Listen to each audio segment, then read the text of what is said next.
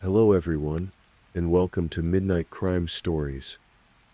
I know many of you enjoy listening to these videos as you fall asleep, and if this is your first time here, I'm glad you found us.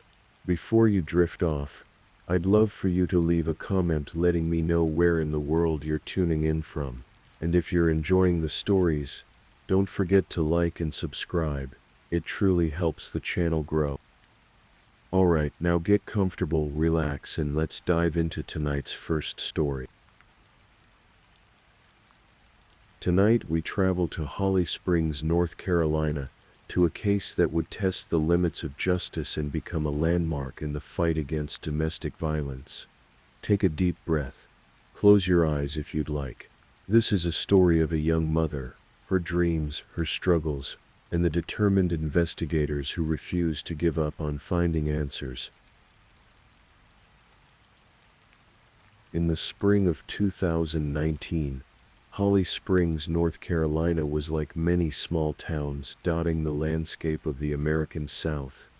It's the kind of place where neighbors know each other, where families grow, where life unfolds at a gentler pace. The town sits just south of Raleigh, nestled in Wake County, a community of tree-lined streets and apartment complexes, restaurants and small businesses. It was here that Monica Des Moines lived with her two young daughters. At 22 years old, she was building a life for herself and her children. Monica was small in stature, just 5 feet 1 inch tall and 115 pounds, but those who knew her describe her as having an enormous presence. Her brown hair, which she often dyed vibrant colors like green, framed a face that was quick to smile. Her arms and body bore tattoos that told stories: a watercolor fox on her shoulder, a Celtic symbol, a warrior princess on her calf, a sun on her finger, a shamrock behind her ear. Monica was a dreamer and a doer. She worked as a waitress at a restaurant in nearby Fuquay-Varina, serving customers with the same warmth and dedication she brought to everything in her life. But she had bigger plans. She had started her own small business making and selling elderberry syrup, which she called Monty's Magic. It was meant to offer healthy options for families, for children. She believed in natural remedies, in taking care of people. More than that, Monica had recently enrolled in training to become a doula. She wanted to help bring life into the world, to support mothers during one of the most vulnerable and beautiful moments of their lives. She'd paid for the course and was excited to begin in late April. Her children were everything to her, a 4-year-old daughter and a 1-year-old baby. Her mother, Melanie Tucker, would later describe Monica as a wonderful, warm, free-spirited, strong-minded, hard-working mother who was constantly striving to do what was best for her daughters. But there was a shadow in Monica's life, a presence that wouldn't let her go. Monica had met Brian Sluss when she was just 17 years old. She'd gone to interview for a job at Office Max, and Brian was the one who hired her. He was 32 years old at the time, married with 2 children of his own, but he lied about his age when he first showed interest in Monica. By the time she learned the truth, feelings had already developed. When Monica turned 18, she made the decision to move in with Brian. Her parents didn't approve, they didn't like the age difference, they didn't trust Brian, and they told Monica as much. But young love, or what Monica believed was love, has a way of feeling like the most important thing in the world. She moved in with him anyway. What followed were years of what court documents would later describe as a volatile relationship. It wasn't the fairy tale Monica might have hoped for. Instead, it was marked by patterns of control, of jealousy, of violence. Monica's co-workers at the restaurant began to notice things. One manager would later testify that she'd seen Brian physically drag Monica out of the restaurant on more than one occasion. Monica would come to work with bruises that she tried to hide, but they were there, visible to those who looked closely enough. The bruises got bigger, more widespread, harder to conceal as the months passed. In May of 2016, Monica took a brave step. She filed for a domestic violence protective order against Brian. The court documents painted a disturbing picture. Monica stated that Brian had punched and choked her in October of 2015. Just 2 months later, in December, he had hit her again, tackled her, thrown her. The court concluded that there was danger of serious and immediate injury to both Monica and her child from Brian. After the protective order was issued, Monica and Brian broke up. But Brian didn't accept the end of the relationship. He continued to stalk Monica, to text her incessantly. The harassment was so persistent that he was arrested for violating the protective order and for domestic violence. Still, somehow, they ended up back together. It's a pattern seen far too often in abusive relationships. The cycle of violence, separation, promises to change, and reconciliation. Monica gave birth to their second daughter in August of 2018. But the birth of their child didn't bring peace to their home. Instead, the domestic violence escalated. In early 2019, police responded to another domestic disturbance call. Monica told officers that Brian had pushed her down to the floor in the kitchen and punched her in the left side of her head with his right fist. In January of that year, Brian pleaded guilty to assault on a female in connection with a 2017 incident in which Monica had called police saying he'd choked her. Monica's best friend, Alex Wilson, would later testify about conversations they'd had. Monica had come to her on 2 separate occasions, describing incidents where Brian had choked her. She told her friend that during one of these attacks, she saw the lights go out. She said she almost died. Despite everything, Monica stayed. Perhaps she hoped things would change. Perhaps she felt trapped. Perhaps she worried about her children, about money, about whether she could make it on her own. Whatever the reasons, in early 2019, Monica was still living with Brian Sluss in an apartment on Timber Springs Court in Holly Springs. April 7, 2019 was a Sunday. Monica was working her shift at the restaurant in Folkway Arena. The evening unfolded like any other.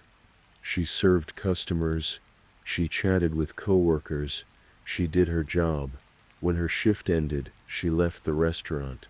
Text message records would later show that Monica arrived home in the early morning hours of April 7th, and then, something happened. Something that would change everything. After that night, no one saw Monica Moynihan again. But here's what made the case so particularly cruel, so particularly calculated. For months after Monica disappeared, her family and friends had no idea she was gone. They received text messages from her phone. They saw posts on her Instagram account. Everything seemed normal. The messages matched Monica's texting style. Her mother, Melanie, did notice that Monica had stopped calling her. Usually they spoke on the phone at least once every 2 weeks, and Monica would visit once a week. But the text messages kept coming, and so Melanie's concern, while present, wasn't yet alarm. Monica's manager at the restaurant also received texts from Monica's phone, messages explaining why she was missing work. She was sick. Her vehicle had broken down. It went on for 4 weeks. The manager found it odd because Monica had been such a reliable employee. She was always on time, never missed work, but the texts seemed to be from Monica. So what could she do but accept the explanations?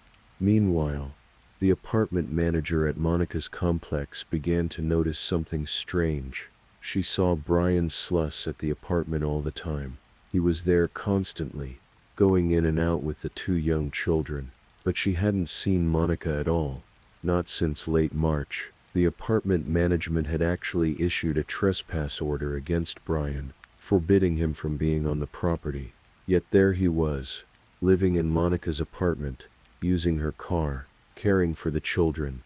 On July 19, 2019, more than 3 months after anyone had actually seen Monica, her mother, Melanie Tucker, called the Holly Springs Police Department. She asked them to do a wellness check on her daughter, Something didn't feel right. The phone calls had stopped entirely. The text messages, while still coming, felt wrong somehow.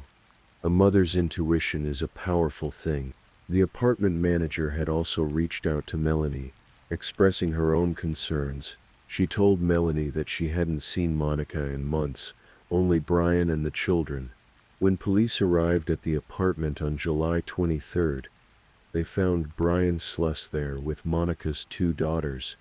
The apartment manager confirmed what she'd already told Melanie. She hadn't seen Monica since March. She'd only been able to make contact with her via email and text messages, but she had seen the children the night before in Brian's care. Melanie told police that she usually saw her daughter once a week, but she hadn't actually seen Monica since March either. Only those text messages. When police questioned Brian Sluss, his story was disturbing. He told them that he hadn't seen Monica since June 20th. He claimed that shortly after she began working at the restaurant, Monica had become addicted to heroin. He said that in mid-June, he'd tried to have her go through what he called home rehab, where he kept her in the apartment and tried to get her to quit cold turkey. He claimed that on June 20th, he received a text from Monica, with a picture of one of their daughters and the words, "I can't do this anymore." He said he never heard from her again after that. The police officer asked Brian why he had been texting Melanie and pretending to be her daughter. Brian said he didn't know how to tell her that Monica was addicted to heroin and was missing. When asked why he didn't file a missing persons report, he said he expected her to come home. It was a story that didn't hold up under even basic scrutiny. Monica's family and friends were adamant she would never have left her children, not willingly, not for drugs, not for anything. Her children were her life. The restaurant manager was equally skeptical. She told police that she'd witnessed Monica's relationship with Brian and knew it was abusive. A bartender who worked with Monica revealed that Monica had shown her bruises from assaults and had once said something chilling, "When something happens to me, I don't know what will happen to my kids." Once Monica was officially reported missing, Holly Springs police began a thorough investigation. What they discovered was deeply troubling. Monica hadn't used her credit cards since April 7th. She hadn't been to work. She hadn't been seen by anyone. Her phone records showed activity, but it was Brian who had her phone. He'd been driving her car, the one with the car seats for the children. He'd been posting on her Instagram account, texting her friends and family, creating an elaborate fiction that Monica was alive and well. Investigators found that before April 7th, Monica's internet search history reflected her real interests and goals. Searches about becoming a doula, about caring for children, about elderberry syrup and natural health. After April 7th, the phone was used to search for pornography sites. Monica's credit cards, which she hadn't used herself, had been used to pay for Brian's dating site subscriptions. Police searched Monica's apartment multiple times. They found a positive pregnancy test and a box of tests. Monica's friend confirmed that Monica believed she was pregnant at the time of her disappearance. Investigators would later theorize that this pregnancy may have been a factor in what happened to Monica. Perhaps Brian didn't want another child. Perhaps Monica's pregnancy represented another tie that would keep her in his life, another complication he didn't want to deal with. When investigators examined the kitchen area of Monica's apartment in August, they noticed signs of a possible cleanup on the tiles. They removed 35 tiles from the floor and made a critical discovery. A large amount of human blood had been present in the cracks between the tiles. That blood was later confirmed through DNA testing to belong to Monica Moynihan. A neighbor came forward with another piece of the puzzle. She told police that 2 or 3 days after April 7th, around 3 o'clock in the morning, she saw Brian coming in and out of Monica's apartment with a big black trash bag, going back and forth carrying something heavy under the cover of darkness. The investigation also revealed something about Monica's shopping habits that showed Brian had taken over her life completely. A police lieutenant testified about Monica's pattern of using her EBT card and her Lowe's loyalty card together when shopping. From January 22nd through April 5th, the two cards were always used in tandem. Monica had a routine. She would buy cat food, Pampers, baby food, and baby wipes in a habitual buy-be-lie fashion. But starting April 7th, everything changed. Monica's EBT card was now being used in conjunction with a Lowe's loyalty card belonging to Jarlyn Lisbeth Sluss, Brian's ex-wife. It was evidence that Monica wasn't the one shopping anymore. She wasn't the one taking care of her children's needs. By October of 2019, Holly Springs police officially announced that they were investigating Monica's disappearance as a murder, though her body had never been found. As investigators dug deeper, they discovered that Brian hadn't been acting entirely alone. His ex-wife Jarlyn Sluss had become involved in the cover-up. On April 7th, the day Monica disappeared, Brian called Jarlyn. Prior to that day, they hadn't been in regular communication, but after April 7th, Brian and Jarlyn were in constant contact. They texted, they called, they video chatted on Skype. Police monitored their communications and discovered something damning. In one conversation, Jarlyn asked Brian if police would ever find Monica. Brian's response was simple and chilling: no. Jarlyn had also admitted to police that she pretended to be Monica in a phone call to the apartment management. She was helping Brian maintain the fiction that Monica was alive, helping him buy time. Investigators searched Jarlyn's home in Garner, North Carolina. They also traveled to Bluefield, Virginia, to search the home of Brian's parents. There they checked the soil, took samples, searched the property and surrounding areas for any sign of Monica's remains. They found evidence. They collected items. But Monica's body was never recovered. In May of 2020, more than a year after Monica's disappearance, a Wake County grand jury indicted Brian Sluss for Monica's murder. He was arrested at his parents' home in Bluefield, Virginia on a Tuesday afternoon. He was 44 years old. The next day he waived his right to extradition and was transported back to Wake County. Just days after Brian's arrest, Jarlyn Sluss was also arrested. She was charged with obstruction of justice and accessory to murder after the fact. Authorities said that Jarlyn had information about Monica's disappearance for months, but had made no effort to help the investigation. Instead, she chose to help Brian cover up what he had done. The trial of Brian Sluss began in April of 2022, nearly 3 years after Monica disappeared.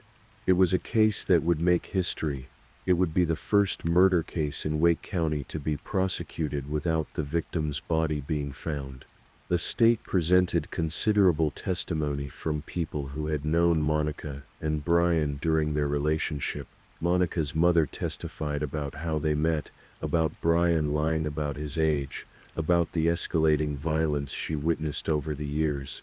Friends testified about the bruises they'd seen, about Monica's fear, about her desire to get away from Brian.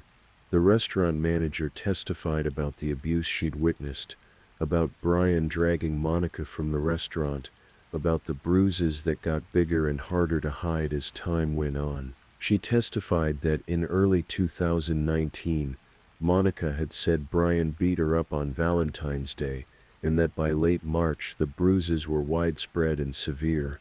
Police officers testified about the domestic violence calls they'd responded to, about Monica's statements that Brian had choked her, pushed her, punched her. They testified about the blood found in the kitchen, about Brian's possession of Monica's car and phone, about the elaborate deception he'd carried out for months.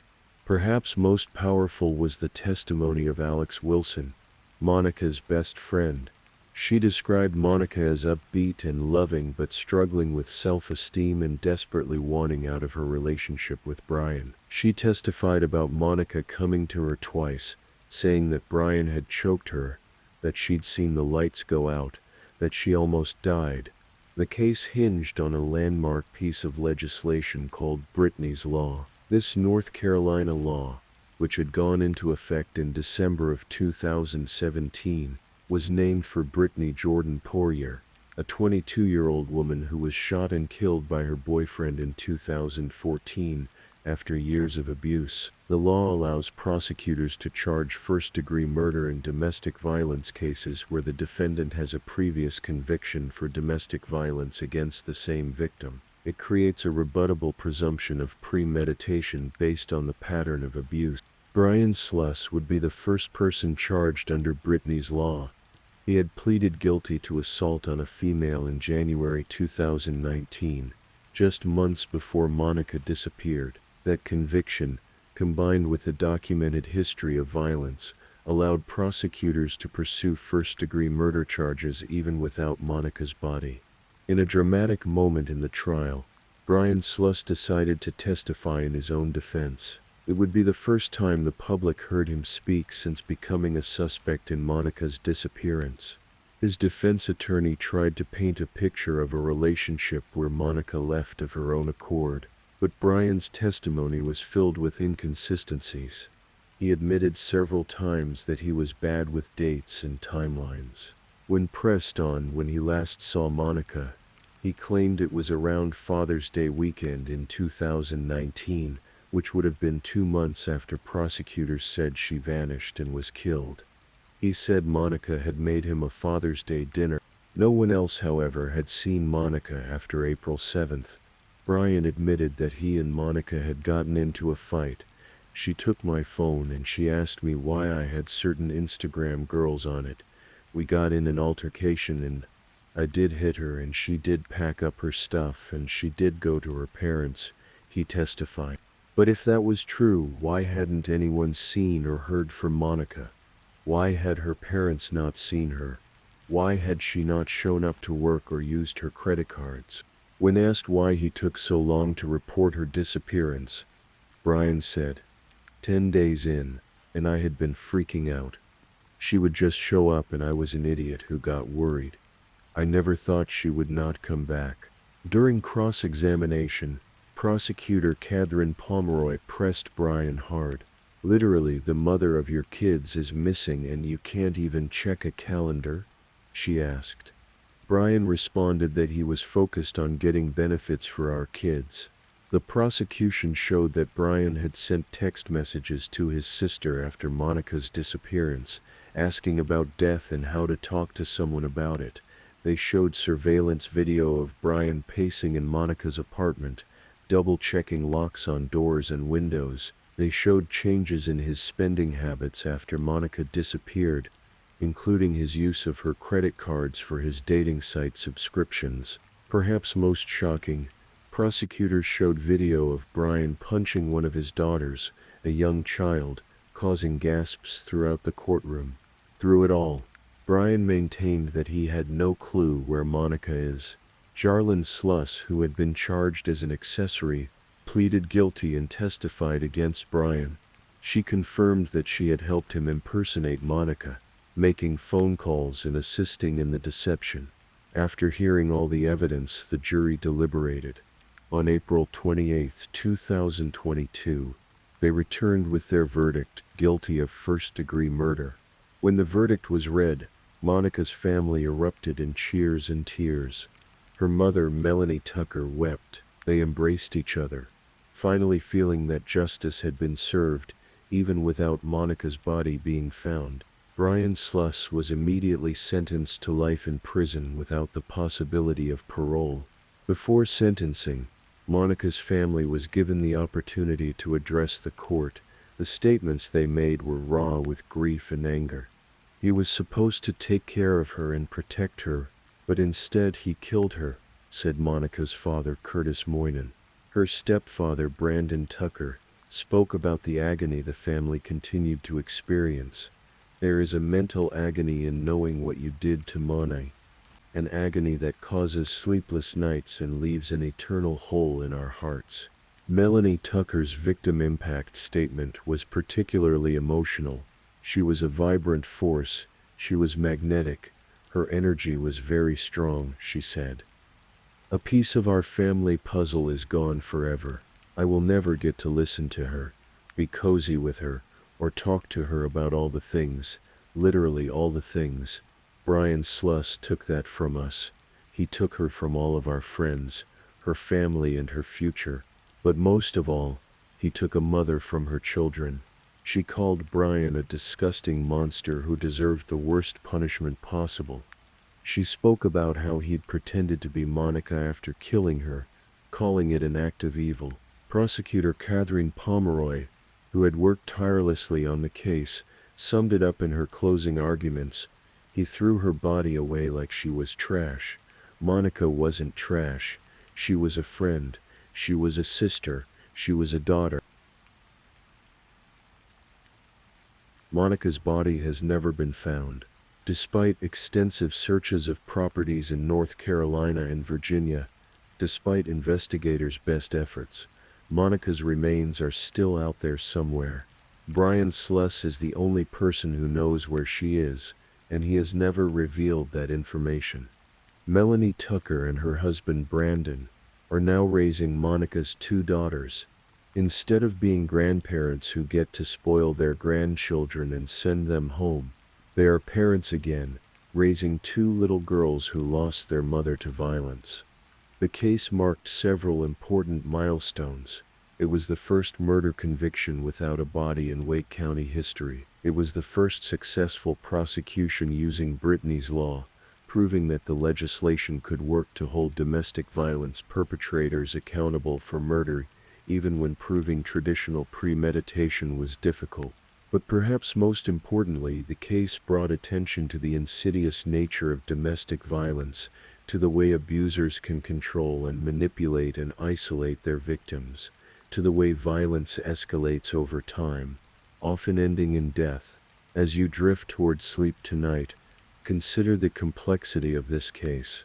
Monica Moynihan was trying to build a better life.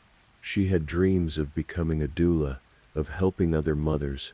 She was making elderberry syrup to help families stay healthy. She loved her children fiercely, but she was trapped in a cycle of violence that she couldn't escape. Think about the dedication of the investigators who worked for years to bring Brian Sluss to justice, even without Monica's body. Think about the courage it took for Monica's friends and coworkers to come forward and testify about what they'd seen. Think about the grief of Monica's family, who have to raise her children while living with the knowledge that they'll never see Monica again, never hold her, never hear her voice. Think about Brittany Poirier, the young woman whose death inspired the law that helped convict Monica's killer. Think about all the victims of domestic violence, known and unknown, whose stories we'll never hear. And think about the warning signs that were there throughout Monica's relationship with Brian. The age difference when they met, the lies he told her, the escalating violence, the control, the stalking, the choking, the protective orders that didn't protect her enough. Think about how many people saw the bruises, heard the stories, witnessed the abuse, and yet Monica still ended up dead. Domestic violence thrives in silence. It grows in the shadows. It feeds on isolation. Monica's case reminds us of the importance of believing victims, of taking threats seriously, of providing resources and support to those trying to escape abusive relationships. Brian Sluss will spend the rest of his life in prison. Jarlyn Sluss faced consequences for her role in the cover-up, but Monica Moynihan is still missing. Her body is somewhere out there, waiting to be found, waiting to be brought home. Her daughters are growing up without their mother. They'll never remember her voice, her laugh, the way she held them. They'll only know her through photographs and stories told by family members who loved her. Monica was 22 years old when she died. She had her whole life ahead of her. She wanted to help bring new life into the world. Instead, Her own life was stolen by someone who claimed to love her. Let her story be a reminder. Let it be a call to action. If you see the signs of domestic violence in your own life, or in the life of someone you care about, reach out, get help, make a plan, leave safely. You are not alone. And if you know someone who is trapped in an abusive relationship, believe them. Support them.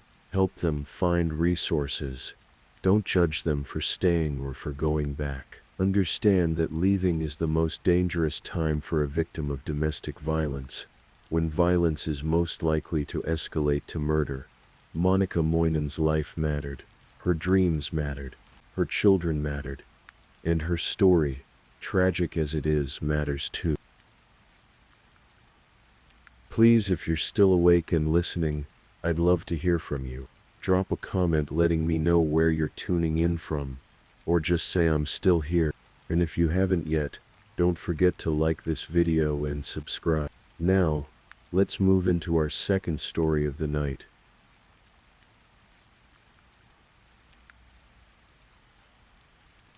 Story 2. Tonight we're traveling to the snow-covered hills of Ontario, Canada, where a picture-perfect life concealed something far darker beneath its surface. This is a story about trust, betrayal, and the devastating consequences of secrets kept too long. Our story takes place in Collingwood, Ontario, a charming town nestled in the Blue Mountains, known for its ski slopes and tight-knit community. It's the kind of place where everyone knows everyone, where families gather for winter sports and summer hikes. It's a town where tragedy feels impossible, and yet on a cold January morning in 2023, that sense of safety would be shattered forever. Ashley Jane Milnes grew up in the comfortable suburban streets of North Toronto, in a neighborhood called Hoggs Hollow. Born around 1983 to Ian and Shelley Milnes, Ashley was the youngest daughter in a family of 4 children. She had 2 older sisters, Leslie Ann and Lindsay Patricia, and a younger brother, Ian David. Her family was warm, loving, and close. They called her by affectionate nicknames Boo Boo Boob, or simply AJ. The Milnes family had a tradition. Every winter they would escape to their chalet in Collingwood, where the snow fell thick and pristine, blanketing the ski hills in white. Ashley loved those trips. She loved the crisp air, the thrill of skiing down the slopes, the warmth of gathering with family by the fireplace afterward. It was in this world of winter sports and mountain retreats that Ashley would eventually meet the man she thought would be her forever. But before that, Ashley built a life of her own. She attended Dalhousie University, and then launched herself into the working world with determination and ambition. Her career path took her through several companies. In 2006, she worked as a personal assistant at Bosley Real Estate. Later in 2011, she owned a business called Stage of Art. By 2014, she was a designer and office manager at Porter Skelton and Associates. Ashley was known for her warmth. Friends and colleagues would later describe her as someone who made everyone feel like the most special person in the world. She had a gift for listening, for making people feel seen and heard. She was free-spirited and energetic, the kind of person who could brighten a dull room just by walking into it. By 2021, Ashley had become a construction project coordinator for Patty Mack, and then in 2022, she took on a role as a project specialist at Blake Farrell Project Management. She was good at what she did. She was organized, detail-oriented, someone who could manage complex projects while still making time for the people she loved. Through it all, Ashley remained deeply connected to her family. Even after her mother, Shelley, passed away from cancer in September of 2004 at the age of 55, Ashley held the family together. She became the sounding board for her siblings, cousins, and friends. She was the glue, the one people turned to when they needed support. James William Schwalm came from a very different world, though on the surface it might have seemed similar. Born into a family of philanthropists and good Samaritans, James grew up with privilege and opportunity. His maternal grandparents were devout Christians who ran a foundation that funded educational programs, hospice care, and addiction recovery treatment. His mother, Diane, was an executive in the entertainment industry who sat on prestigious boards including the Jay's Care Foundation, the Toronto Santa Claus Parade, and the Canadian Tourette Syndrome Foundation. In 1998, she even co-created Canada's Walk of Fame. James and his two younger sisters spent their childhood wintering at the family's chalet near Collingwood. Like Ashley, James was a member of the Craigleith Ski Club, a private club near Blue Mountain Resort. It was in this exclusive world of skiing and winter sports that James and Ashley eventually crossed paths. James had chosen a different career from his family's world of entertainment and philanthropy. In his early 20s, he joined the Brampton Fire and Emergency Services. He was athletic, fit, and calm under pressure. Over the years, he rose through the ranks, eventually becoming a fire captain by 2021. His colleagues knew him as someone who was dedicated to public service, someone who participated in community programs like smoke alarm checks. He seemed, by all accounts, to be a good man. James and Ashley began dating in their early 30s. They shared a love of the outdoors, of skiing, of the mountains. They seemed like a natural fit. James was charismatic, and Ashley was warm and open. They fell in love quickly, and in September of 2012, they married at the Craigleith Ski Club, the very place where they had met. Together they settled into a Tudor-style red brick house in Collingwood that overlooked hiking trails. They welcomed 2 children into their lives, a son and a daughter. They got a dog named Rocco. From the outside, their life looked idyllic. James had a respected career. Ashley was building her own professional success. They lived in a beautiful home in a beautiful town, surrounded by nature and community. But beneath the surface, cracks were beginning to form. By 2018, the pressures of daily life were starting to weigh on the Schwamm marriage. James's work as a fire captain meant long shifts and irregular hours, leaving little time for social connection or family life. Ashley, meanwhile, was thriving professionally, but balancing her career with raising 2 young children was demanding. The couple began to drift. Around 2021, something happened that would alter the trajectory of their marriage irrevocably. Ashley began an affair with her boss. It wasn't a long affair, but when James discovered it in 2022, the revelation devastated whatever trust remained between them. Ashley changed jobs to ease the tension. The couple sought counseling, trying to patch things together for the sake of their children. But the damage was done. In January of 2023, James began his own affair with a woman named Alexandra, who happened to be the ex-wife of Ashley's former boss. The same boss Ashley had been involved with. James confided in Alexandra about his frustrations at home, about the state of his marriage, about his growing sense of unhappiness. At the same time, financial pressures were mounting. Ashley had 2 life insurance policies. One was worth $250,000, with their children as beneficiaries. The other was worth $1 million, and James was the sole beneficiary. This detail would later take on enormous significance. In the weeks leading up to late January, James began researching things online. He searched for information about alimony. He looked up the costs of divorce in Ontario. He searched for details about car fires, about whether gasoline could completely destroy evidence, about whether deleted search history on an iPhone could be recovered.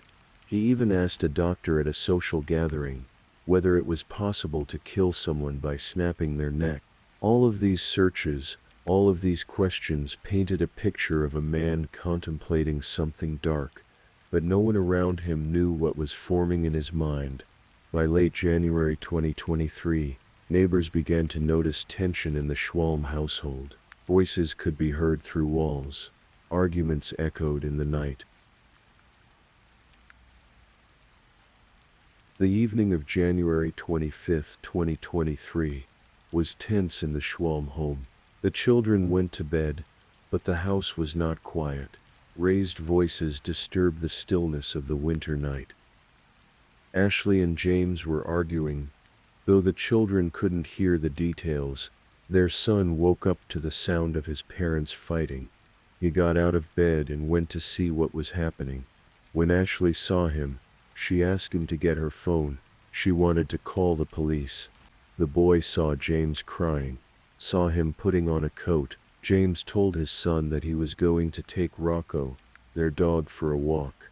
The boy went back to bed confused and frightened. Their daughter later recalled hearing a loud thump during the night, though she didn't leave her room. Sometime between 3 and 4 o'clock in the morning on January 26th, James strangled Ashley in the hallway of their home. The life they had built together, the family they had created, ended in those dark early morning hours. Ashley fought. Those who knew her were certain of that. She would have fought for her children, for her life, for a chance to escape. But it wasn't enough. James then set about staging a scene. He dressed Ashley in hiking clothes, winter gear, that made it look like she had been planning an outdoor excursion. He carried her body to her black Mitsubishi Outlander SUV. He placed her in the passenger seat. Then he took her phone and began sending himself text messages, creating a false narrative. The messages made it seem like Ashley had gone for an early morning hike, that she was feeling dizzy, that she was experiencing vertigo. James drove the SUV with Ashley's body inside to a remote area near the Alpine Ski Club, a place he knew well. He positioned the vehicle at the edge of a ditch along Arrowhead Road, near Highway 26 in the Blue Mountains. He poured gasoline inside the car, over Ashley's body, over the seats. Then he tossed in a lighter that had his initials engraved on it, JWS, for James William Schwalm. At approximately 5:45 in the morning, James lit the fire. The car erupted in flames. The smell of burning rubber and gasoline filled the cold air. James walked away from the scene, leaving footprints in the snow behind him. He walked to where he had parked his mother's car, a Hyundai Kona, which he had driven to the area earlier. Video footage would later show a figure carrying a backpack, walking through a ski run parking lot. James drove back to Collingwood, arriving home around 6 in the morning. He used a snowblower to clear the driveway, making it look like a normal morning routine. Later he sent both children to school as if nothing had happened. But everything had happened. At approximately 6 o'clock in the morning, a driver passing along Arrowhead Road noticed flames in a ditch below the road. The fire was intense. The smell of gasoline was overwhelming. The driver called 911. Blue Mountain firefighters arrived within minutes. They worked quickly to extinguish the blaze, but the heat had been extreme. When they looked inside the charred remains of the SUV, they found a body in the passenger footwell. The body was burned beyond recognition, too damaged for immediate visual identification. The Ontario Provincial Police were called to the scene. Officers walked the perimeter, noting details. Footprints in the snow leading from the driver's door up to the road. A lighter nearby with initials scratched into it. The license plate, still partially visible, registered to a James Schwalm of Collingwood. By later that afternoon, dental records confirmed what investigators suspected. The body was Ashley Jane Schwalm, 40 years old, mother of 2. But the autopsy revealed something that changed everything. Ashley had not died in the fire. She had been strangled before the car was ever set ablaze. This was not an accident. This was murder. The investigation moved quickly. Detectives interviewed James that same afternoon. He told them that Ashley had gone for an early morning hike at the Craigleith Ski Club. He showed them text messages between him and Ashley, messages that seemed to corroborate his story. He claimed he had taken Rocco for a walk before she left. But investigators were skeptical. They began pulling apart James's story piece by piece. First, they spoke to the children. The son told them what he had witnessed the night before: the arguing, his mother asking for her phone, his father crying and putting on a coat, the claim about walking the dog, even though the boy later saw Rocco still in the sunroom. Next, investigators examined cell phone data. James's phone pinged off cell towers near the ditch where the car was found, right around the time the fire was set. Surveillance footage tracked the movements of his mother's Hyundai Kona along the route from Collingwood to the scene and back. The in-car navigation system in the Kona showed that the engine had been turned on at 6:01 in the morning. Residential cameras along the way captured footage of a figure wearing a backpack, walking quickly through the streets. One camera caught the person parking the Kona at Admiral Collingwood Elementary and running toward the Schwalm residence. Investigators obtained a warrant for James's phone and computer. His browser history was damning. In the days before Ashley's death, he had searched for misspelled terms like alumni, does a road flare completely burn, and can you see phone history after deleted. They also discovered the text messages between James and his girlfriend, Alexandra. In one message sent just days before the murder, James had written that he planned to focus on his own happiness. Perhaps most telling was the lighter. The initials JWS belonged to James William Schwalm. It had been left at the scene, a piece of evidence that directly tied him to the crime. Investigators also learned about the life insurance policies. Ashley had a $1 million policy with James as the sole beneficiary. Combined with his online searches about alimony and divorce costs, a motive began to crystallize. James believed that killing Ashley was preferable to divorcing her. He thought he could stage an accident, collect the insurance money, and move on with his life. On February 3, 2023, exactly 1 week after Ashley's body was discovered, Ontario Provincial Police arrested James Schwalm at his home. He was charged with second-degree murder and indignity to a dead body. The murder charge was later upgraded to first-degree murder on February 17. James was held without bail. While in custody, he reportedly attempted suicide, though he survived. The legal process stretched on for over a year.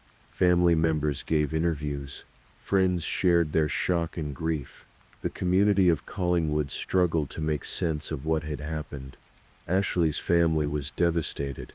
Her father, Ian, her sisters Leslie and Lindsay, her brother Ian David, all grappled with the reality that someone they had welcomed into their family, someone they had trusted, had taken Ashley from them in such a brutal way. Her sister-in-law, Tia, would later say that James had deceived them all, that he sat with them grieving while knowing full well what he had done. The children were placed in the care of Ashley's brother David and his wife Tia. A no-contact order ensured that James would not be able to reach them. In June of 2024, more than a year after Ashley's murder, James Schwalm pleaded guilty to second-degree murder.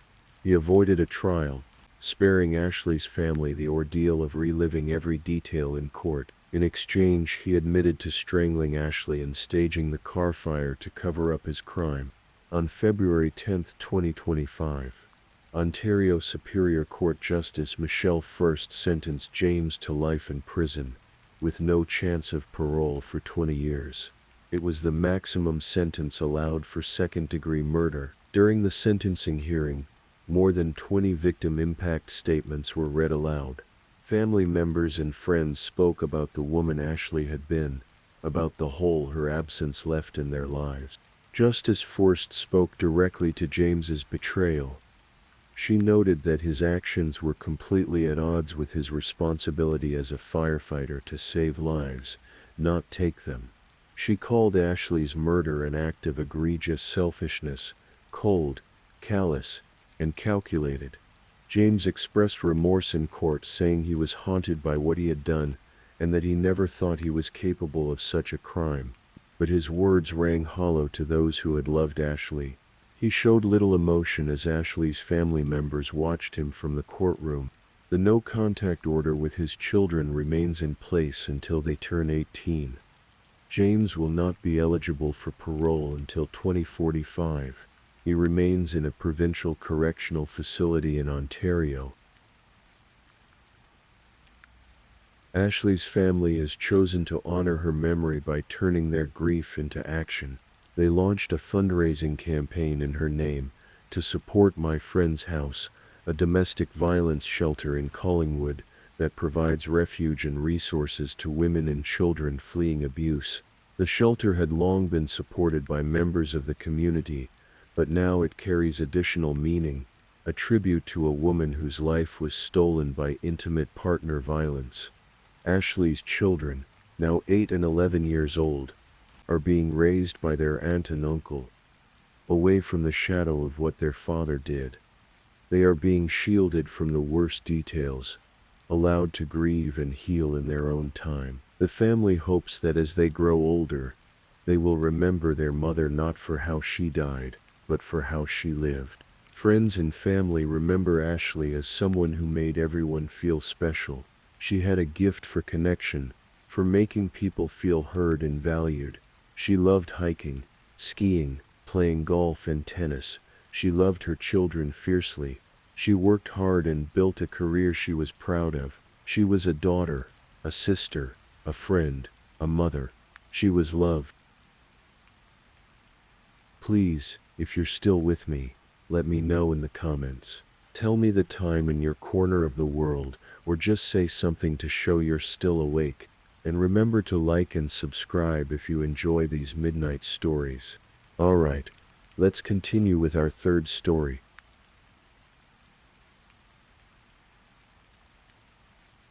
Story 3.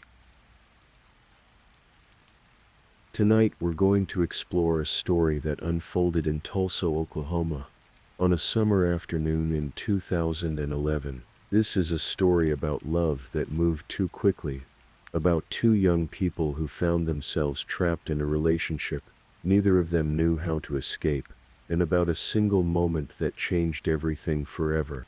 So, as we settle in, let your breathing slow. This is the story of Joshua and Amber Hilberling, a tragedy that would captivate a nation and leave more questions than answers in its wake.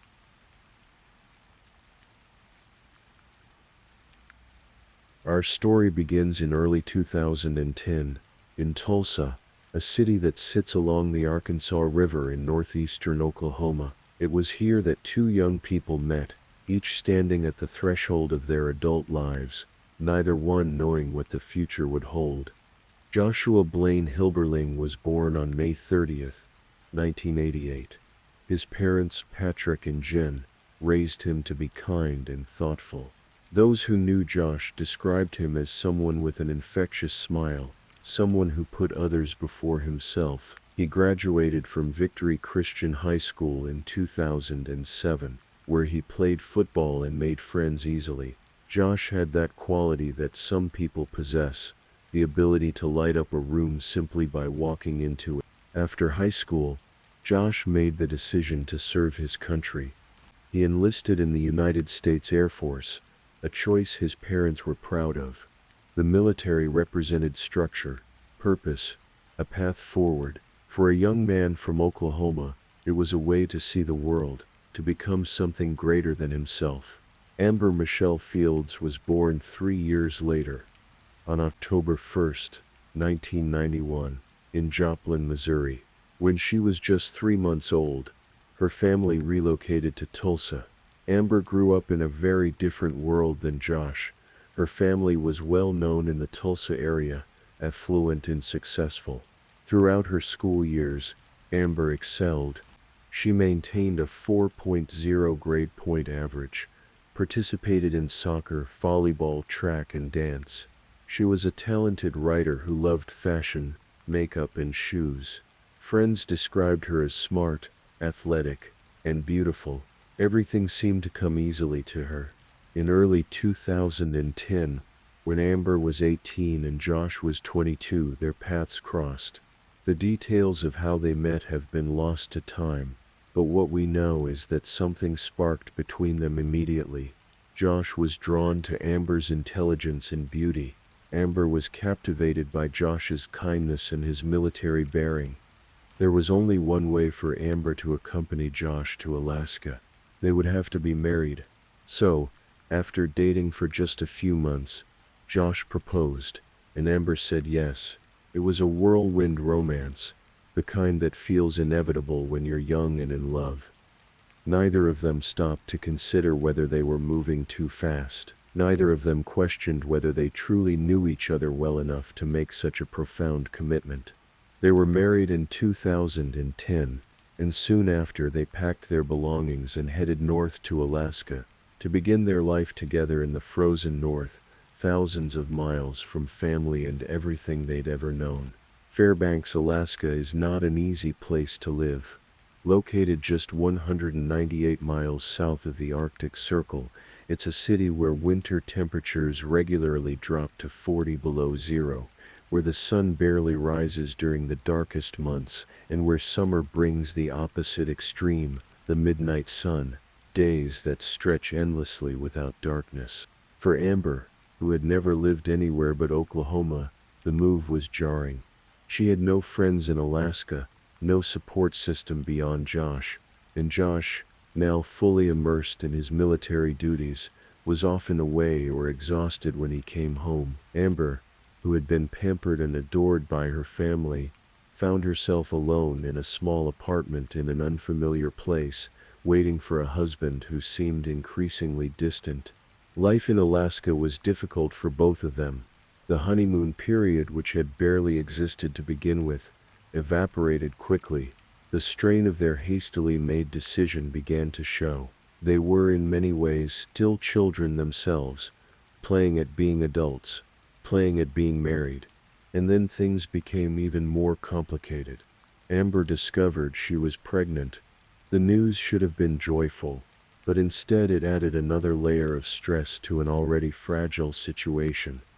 Amber felt more trapped than ever, pregnant and alone in Alaska. Josh felt the weight of impending fatherhood pressing down on him while he was trying to navigate the demands of military life. The truth, as is often the case, likely lies somewhere in between. They were two young people who had rushed into marriage without truly knowing each other, now trapped together in a place neither wanted to be, each one triggering the worst in the other.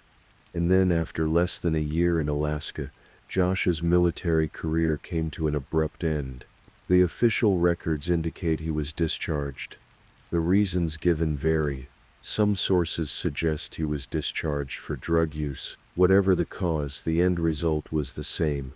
Josh and Amber were no longer tied to Alaska. They could go home.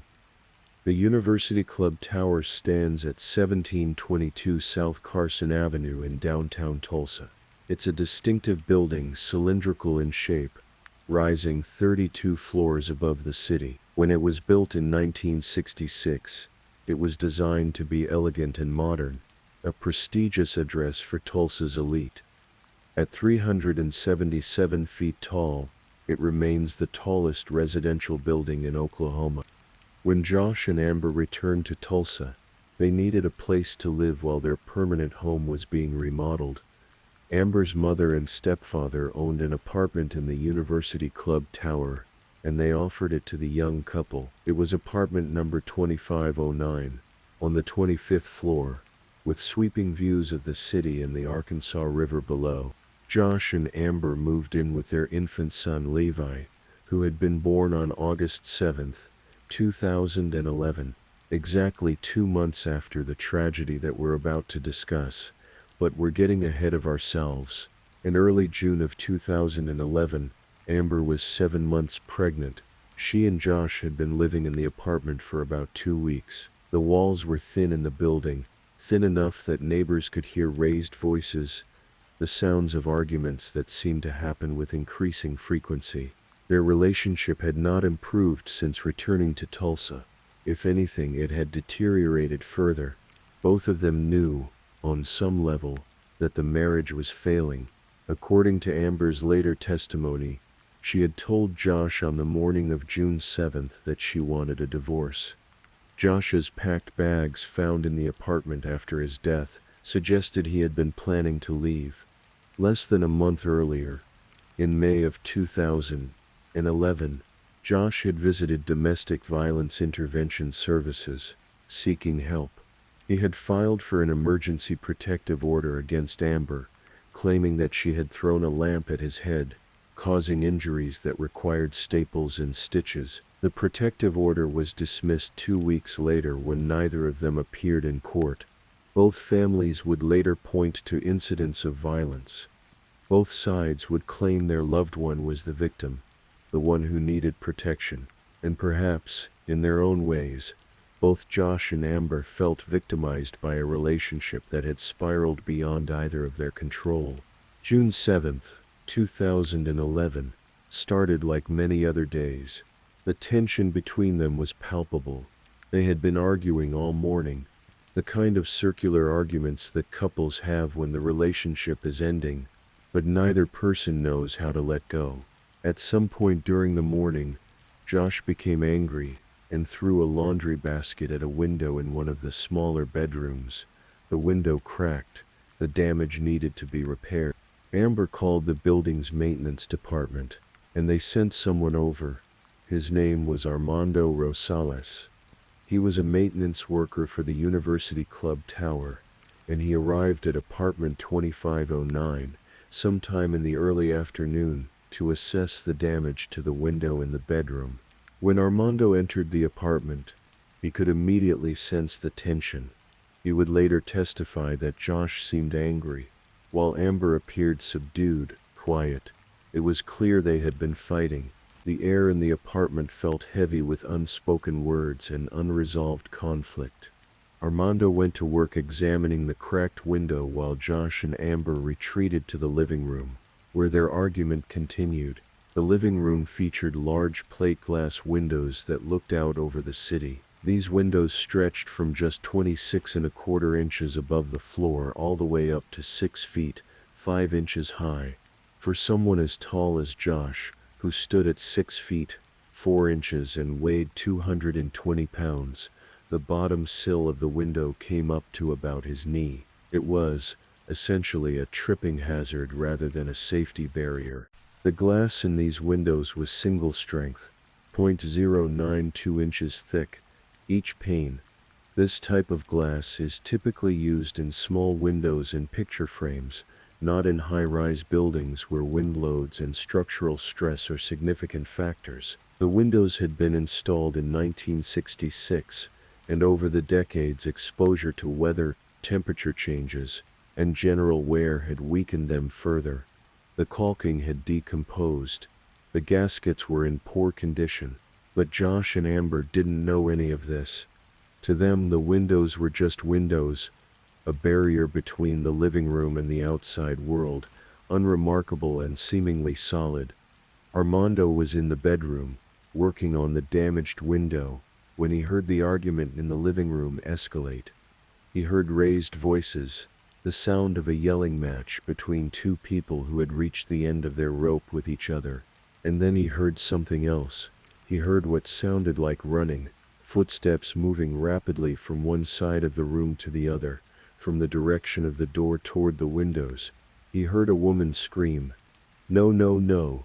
Then silence.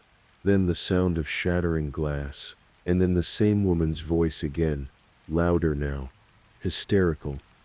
"Oh my God. Oh my God." Armando dropped what he was doing and ran to the living room. The room was empty. One of the large plate glass windows was completely gone, nothing but a gaping hole where it had been. He rushed to the window and looked down. Far below, on the concrete roof of the 8th floor parking garage, he could see a body. The neighbor who lived in the apartment directly below, on the 24th floor, would later tell police that he had heard a noise above him, something that sounded like someone running across the floor toward the window. Then came the crash of breaking glass. 2 witnesses on the street below happened to be looking up at the building at that exact moment. They saw a man come out of the window on the 25th floor. He was face first, upright in the air. They watched as he fell 17 stories, a descent that took just 3 to 4 seconds, though it must have felt like an eternity. Joshua Blaine Hilberling died on impact. Amber's immediate reaction was to get to Josh. She ran out of the apartment and down to the elevator, pressing the button frantically, waiting for what must have felt like hours for the elevator to arrive. The apartment manager found her and tried to get her to calm down, concerned about the scene she was making. When Amber reached the parking garage and saw Josh's body on the concrete, she became hysterical. She screamed for someone to help him. She knelt beside him, kissing his face, begging him to be okay, even though it was clear to everyone there that he was gone. The first responders arrived quickly. Paramedics, police officers, firefighters, all converging on the scene. Officer Don Holloway was one of the first officers to arrive. He later said that his initial thought was suicide. It seemed like the most logical explanation. A young man had jumped from a high-rise building. Murder was, in his words, the furthest thing from his mind. Holloway approached Amber, who was still beside Josh's body, still crying and screaming. He gently pulled her away and suggested that she come with him down to the detective division of the Tulsa Police Department. She agreed, still in shock, still unable to process what had just happened. Throughout the ride to the police station, Amber kept asking Holloway if the paramedics were still working on Josh, if they had brought him back to life. She seemed unable to accept that he was gone. At the police station, Amber was placed in an interview room. The police allowed her grandmother to come in and sit with her, to comfort her while they waited. The police weren't treating Amber as a suspect at this point. They still believed Josh's death was likely a suicide, but they had placed a camera in the room, recording everything. What happened next would become one of the most crucial pieces of evidence in the case against Amber Hilberling. In the video, which would later be played for the jury at her trial, Amber can be seen talking to her grandmother. She's crying, her face is red and swollen, her voice is breaking. She's 7 months pregnant, overwhelmed with grief and shock. And then she says something that changes everything. "I'm a horrible person," she tells her grandmother. "Who could do that? Push my husband and make him fall. I want to be dead. I want Josh to be here. For the rest of my life, everyone's going to think I'm a murderer." She continues, her words coming out in a rush. "They kept saying if we stayed together I'm going to kill him. They were right." And then, perhaps most damningly, she says, "Josh was messing with the TV, and I pushed him." The police, watching the video feed from another room, immediately realized what they were hearing. This wasn't a suicide, this was a homicide. And the person responsible had just confessed. Amber was arrested that same day and charged with second-degree murder. The charge was later upgraded to first-degree murder. As prosecutors reviewed the evidence, Amber was released on bond the following day, but her life as she had known it was over. 2 months later, on August 7, 2011, Amber gave birth to a baby boy. She and Josh had already chosen the name Levi. He would grow up without his father, and depending on how the trial went, he might grow up without his mother as well. The case didn't go to trial immediately. There were legal proceedings, motions, delays.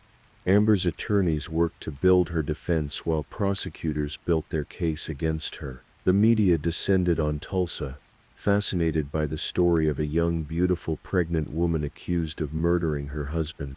In March of 2013, nearly 2 years after Josh's death, the trial finally began. Amber was now 21 years old. Levi was 18 months old, being cared for by family members while his mother's fate was decided. Before the trial started, prosecutors offered Amber a plea deal. If she pleaded guilty to second-degree murder, she would serve 5 years in prison, plus 15 years of probation. Later, they offered an alternative, 7 years in prison with 13 years suspended. Amber's attorneys presented these offers to her. 5 years, and she would be out in time to watch Levi grow up, to be a mother to him. 7 years, still a chance at a life. But Amber refused. She would not plead guilty to intentionally killing Josh. She maintained that what had happened was an accident, that she had pushed him in self-defense, but never intended for him to go through the window. To plead guilty would be to lie, to admit to something she didn't believe she had done. So the case went to trial. The prosecution's theory was straightforward. They argued that Amber Hilberling had deliberately pushed her husband out of the window in a fit of rage during an argument. They presented evidence of the couple's volatile relationship, the history of domestic disputes, the protective order Josh had filed against Amber. They played the video of Amber talking to her grandmother, her words about pushing Josh, about being a horrible person. They called witnesses who had seen Josh fall from the window, who described him coming out face first and upright. They called the medic who had spoken to Amber at the scene, who testified that she had said she pushed Josh but didn't mean to kill him. They called police detectives who testified that when they examined the apartment, they saw no signs of a struggle, nothing to suggest that Josh had grabbed Amber or attacked her before he went through the window. And they called inmates who had been in jail with Amber, who claimed that Amber had told them she caught Josh off guard and pushed him because he was planning to leave her. The defense presented a very different narrative. Amber's attorneys argued that she had acted in self-defense, that Josh had grabbed her shoulders during the argument, making her fear for her unborn baby, and that she had pushed him away to protect herself and her child. What happened next, they argued, was a tragic accident caused by faulty windows. They called expert witnesses to testify about the windows in the University Club Tower. Mark Meshulam, a glass construction expert, examined the windows and concluded that they were too weak for their application. He testified that the single-strength glass, typically used only in small windows and picture frames, should never have been installed in a high-rise building. He explained that the glass had been weakened over decades of exposure to the elements, that the caulking was decomposing, that the gaskets were in poor condition. The defense also presented testimony about Josh's size compared to Amber's. Josh was 6 feet, 4 inches tall, and weighed 220 pounds. Amber was significantly smaller. How, the defense asked, could such a small woman have the strength to deliberately push such a large man through a window unless he was off balance, unless he stumbled? Amber herself took the stand in her own defense. Speaking softly, sometimes crying, she told her version of what happened that day. She testified that she and Josh had been arguing all morning, that she had told him she wanted a divorce, that tensions were high between them. She said that when the maintenance man arrived to fix the broken window, she and Josh moved their argument to the living room. She described how Josh became frustrated and grabbed her shoulders. She was 7 months pregnant, she said, and in that moment, she feared for her baby. So she pushed him off of her. She testified that she never intended for Josh to go through the window, that she didn't even know the window would break so easily. She described making eye contact with Josh as he fell, the look of surprise on his face, the horror of watching him disappear. She insisted, over and over, that she loved Josh, that she never wanted him to die, that what happened was an accident. But the prosecution had one powerful piece of evidence that was difficult to explain away. Amber's own words to her grandmother, captured on video just hours after Josh's death. Josh was messing with the TV, and I pushed him. In that statement, there was no mention of Josh grabbing her, no mention of self-defense, just a simple, devastating admission: she pushed him. The jury deliberated, weighing the evidence, trying to determine what had really happened in that apartment on June 7, 2011. On March 18, 2013, they reached their verdict: guilty. Guilty of second-degree murder. The courtroom erupted in emotion. Josh's family wept with relief. Amber's family wept with despair. Amber herself seemed to crumble, the reality of what was happening finally sinking in. During sentencing, prosecutors filed a memorandum noting that, although Amber had no prior criminal record, she had been certainly on notice that she and Josh had a volatile relationship, and that she became angry and acted out violently toward Joshua. Amber's attorneys asked for leniency, pointing out that Josh and Amber were really just children themselves when they brought Levi into the world. They noted that Levi would be in his 20s by the time his mother was released if she served the full sentence, but the judge was unmoved. On April 15, 2013, Amber Hilberling was sentenced to 25 years in prison, with the 85% rule in Oklahoma, which requires certain offenders to serve 85% of their sentence. Amber would need to serve just over 21 years before becoming eligible for parole. Levi was 18 months old. By the time Amber could get out of prison, he would be in his 20s. She would miss his entire childhood. Amber was transferred to Mabel Bassett Correctional Center in McLeod, Oklahoma, a women's prison where she would begin serving her sentence. But the story doesn't end there. In the years following her conviction, Amber Hilberling became something of a media sensation. Her case was featured on Dateline NBC in May of 2013. In an hour-long episode that explored both sides of the story, the show interviewed Amber, her family, Josh's family, attorneys, police investigators, and the window expert who had testified at trial. In the Dateline interview, Amber maintained her innocence. She said she was a good wife, that she wasn't a violent person, that during her marriage she was definitely scared sometimes. She insisted that Josh's death was an accident, that she never intended to kill him. Josh's family appeared on the same program, sharing their grief and their belief that justice had been served.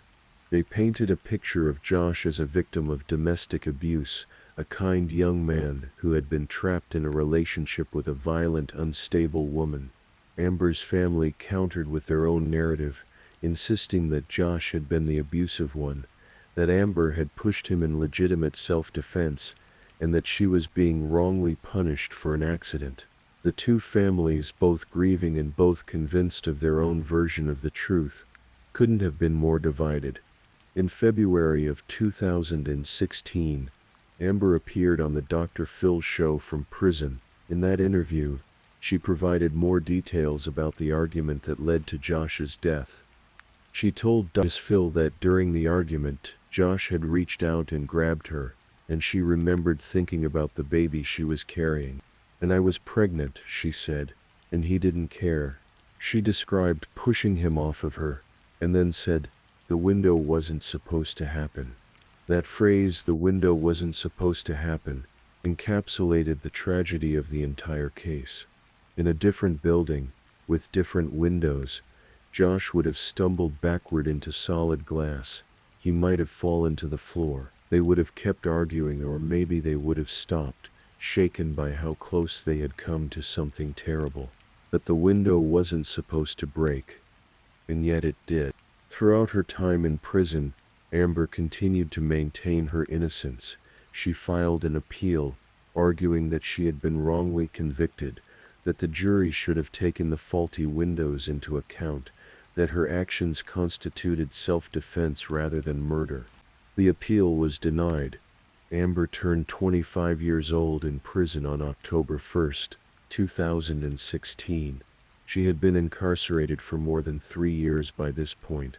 Levi was 5 years old, living with family members, growing up without either of his parents. And then on October 24, 2016, prison officials at Mabel Bassett Correctional Center found Amber Hilberling dead in her cell. The official cause of death was ruled suicide by hanging. Amber was 25 years old. Her family was devastated. Her mother, Rhonda, immediately questioned the official ruling. She didn't believe her daughter had taken her own life. She suspected something darker, something more sinister. In interviews, she suggested that Amber might have been murdered in prison, though she offered no evidence to support this theory.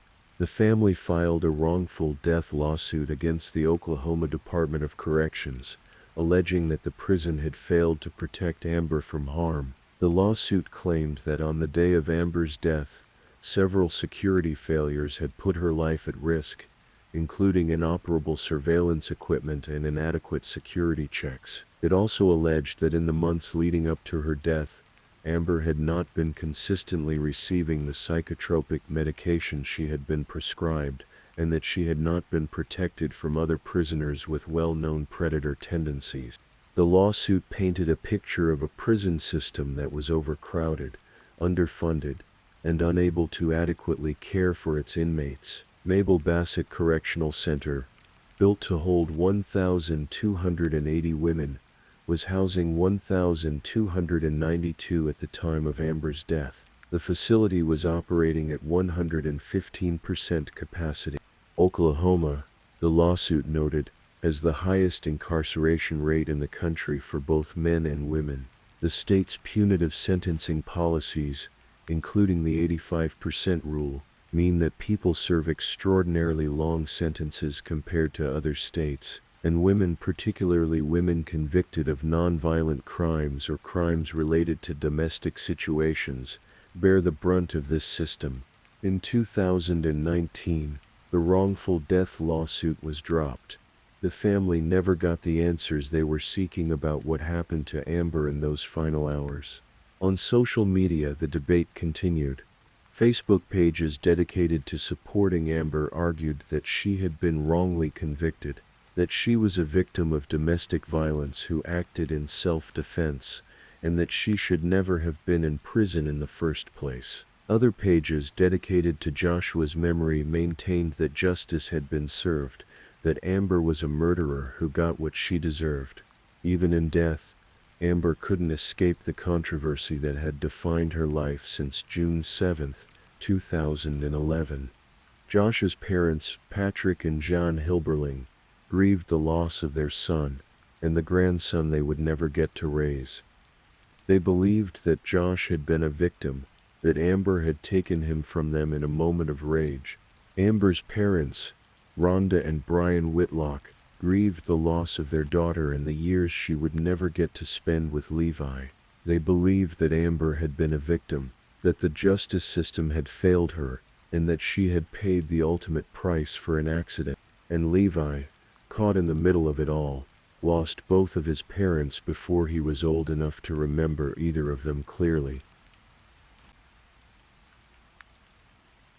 So what really happened on June 7, 2011, in apartment 2509 of the University Club Tower? The truth is, we'll never know for certain. Only 2 people were in that room when Josh Hilberling went through the window, and both of them are dead now.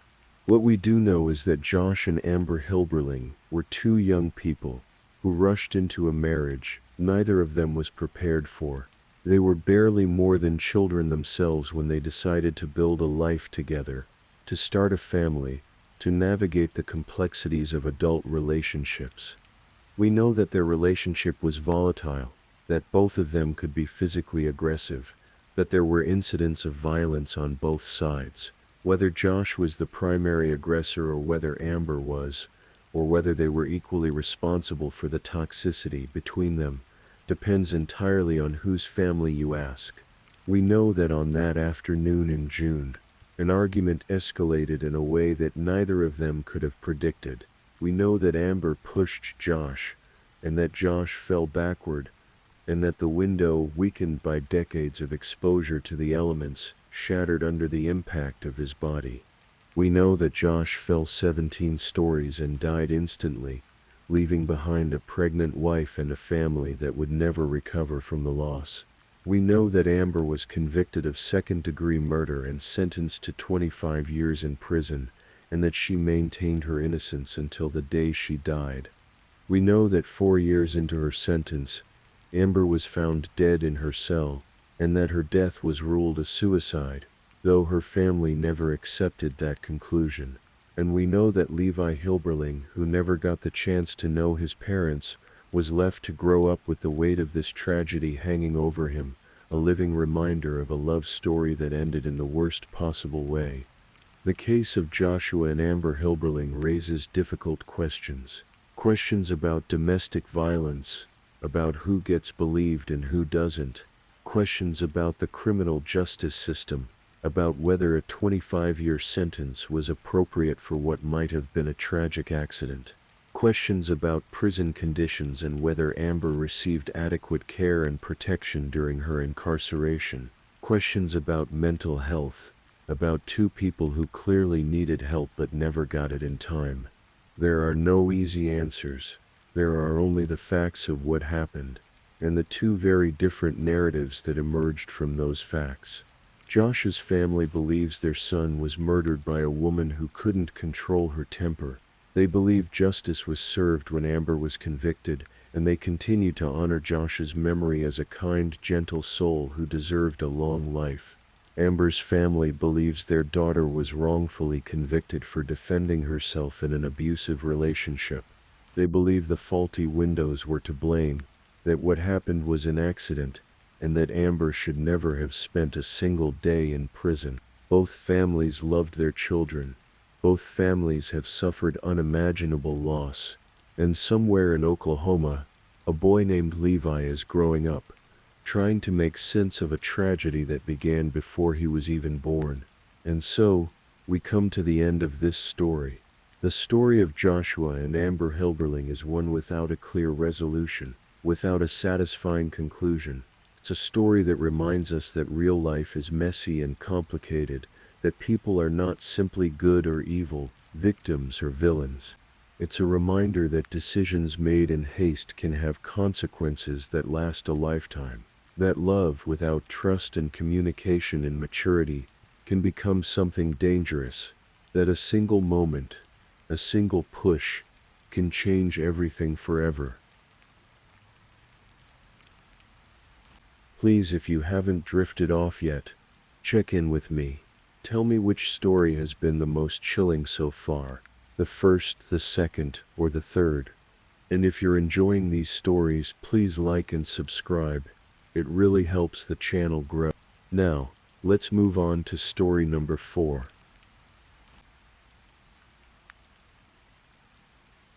Story 4.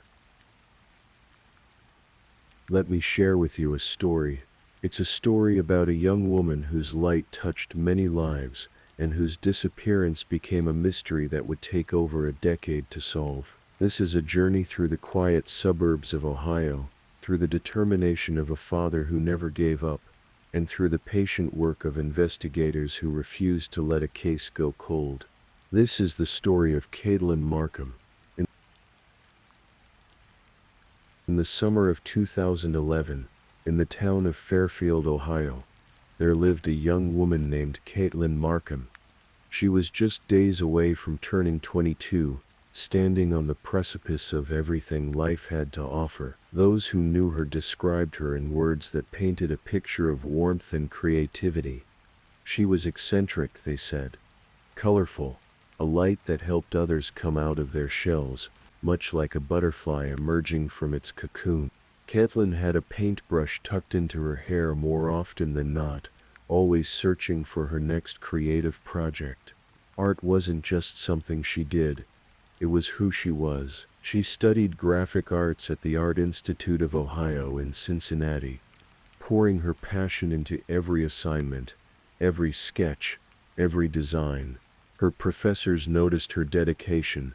Her classmates admired her talent. She was weeks away from completing her degree, ready to step into the world as a professional artist. But Caitlin wasn't just an artist. She was a daughter, a sister, a friend.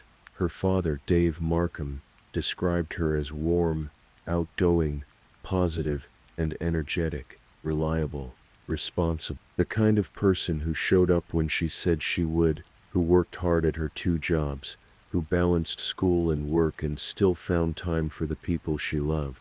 Her younger sister, Ally, was just starting high school that summer. She looked up to Caitlin with the kind of admiration only a younger sibling can have. Caitlin always took care of her, always made time for her, even with her busy schedule. She worked at David's Bridal near Tri-County Mall, helping other young women prepare for the most important day of their lives. She also had an internship at her school's bookstore, gaining experience in the professional world she was about to enter. Caitlin had been with her boyfriend John Carter for about 6 years. They had recently become engaged, and their future seemed mapped out before them. They talked about moving to Colorado after Caitlin graduated, starting fresh in a new place where John, who shared Caitlin's artistic inclinations and worked as a glass-blowing instructor, could pursue his own dreams. To the outside world, they seemed like two creative souls building a life together. But as summer wound down in 2011, there were small cracks beginning to show, cracks that few people could see. August 13th, 2011, was a Saturday. The weekend air in Fairfield carried the sounds of the annual Sacred Heart Festival.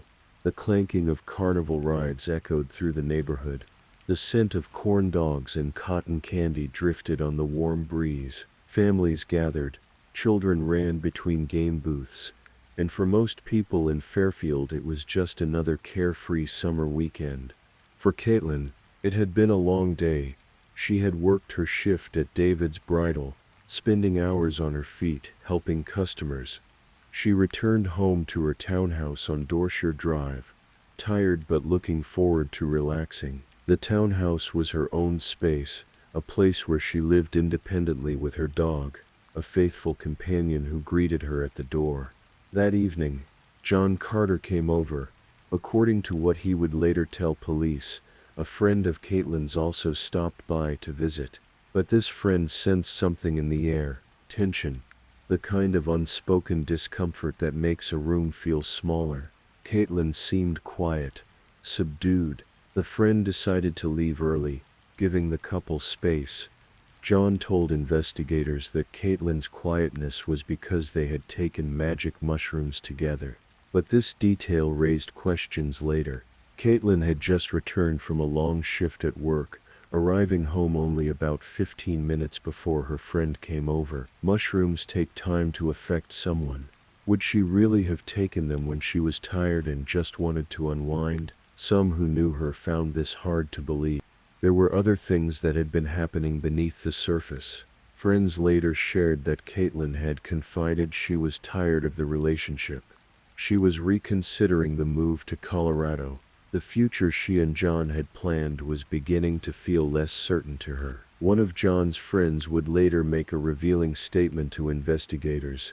If Caitlin were to break up with John, it would be catastrophic for him. The night unfolded in the way John Carter described to police. Around 11 o'clock, he said, he left Caitlin's townhouse to meet friends at a bonfire. He brought with him a bag of documents belonging to Caitlin. Papers she wanted destroyed. She didn't have a shredder, so John offered to burn them in the fire. To some, this seemed like a thoughtful gesture. To others, looking back, it seemed unusual. Why those particular documents? Why that night?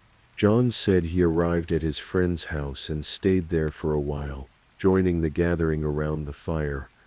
Around 2 o'clock in the morning, he drove to his mother's house where he lived. He watched one of his favorite shows, he said, and fell asleep around 4 in the morning. His computer activity would later be examined, creating timestamps of his movements that night. Meanwhile, Caitlin's neighbor, a woman whose apartment shared a wall with Caitlin's, was home that night. Later she would tell investigators about something she heard. It was sometime that evening on August 13th. Through the wall she heard a woman's voice shout, "Stop it." Then came a thump. After that, silence. She didn't think much of it at the time. Young couples argue. Things happen. But that moment would become significant later. Caitlin's cell phone sent its last communication just before 1 o'clock in the morning on August 14th. It was a photo, sent to John's phone at 12:52 a.m. The phone's GPS turned off. The phone itself went dark at 12:45 a.m. Whatever had happened, it happened in those quiet hours when most of Fairfield was sleeping, when the festival had closed down for the night, when the streets were empty. Sunday, August 14th, 2011, began like any other summer morning, but by evening, something was wrong. John Carter made a phone call at 7:59 p.m. The dispatcher answered, and John's voice came through the line, fast, nervous, apologetic for calling before the usual 24-hour missing person window. His fiancée was missing, he said. He couldn't find her anywhere. He had last seen her around midnight, and now she wasn't responding to his messages. Her car was still at her townhouse. Everything seemed to be in place, but Caitlin was gone. Officer Sandy Sears was working patrol that evening. She was the first to arrive at Caitlin's townhouse on Dorshire Drive, and years later she would speak publicly for the first time about what she observed that night. She hadn't even gotten out of her patrol car when John Carter was at her driver's side door. He started speaking rapidly, a torrent of information pouring out of him. To Officer Sears it seemed rehearsed, as if he had practiced what he was going to say and was trying to get it all out before he forgot. She examined the scene carefully. There was no forced entry, no signs of a struggle, no broken windows or damaged locks. Caitlin's wallet was there, her keys were there, her ID, her purse, all her belongings exactly where they should be. Only her cell phone was missing. After speaking with her sergeant and assessing the situation, Officer Sears came to a grim conclusion. She didn't think Caitlin was coming home alive. But still, there was hope. There had to be. Dave Markham, Caitlin's father, received a call that his daughter was missing. He didn't know what to think, but something didn't feel right.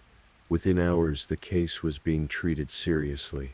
Flyers went up, volunteers gathered, the community rallied. John Carter became the public face of the search. He spoke to local media, then national media. He appeared on CNN's Nancy Grace show, not once, but twice that month. Caitlin is the love of my life, he told reporters, his voice heavy with emotion. We've been engaged for a year. He said he was calling her cell phone every day, hoping she would answer, hoping she would come home. Dave Markham stood beside him at vigils, united in their grief. Ally, just beginning her high school years, watched her world turn upside down. In the days following Caitlin's disappearance, the community began to understand that she was more than just a face on a missing person poster. She was a bright light that had been extinguished too soon.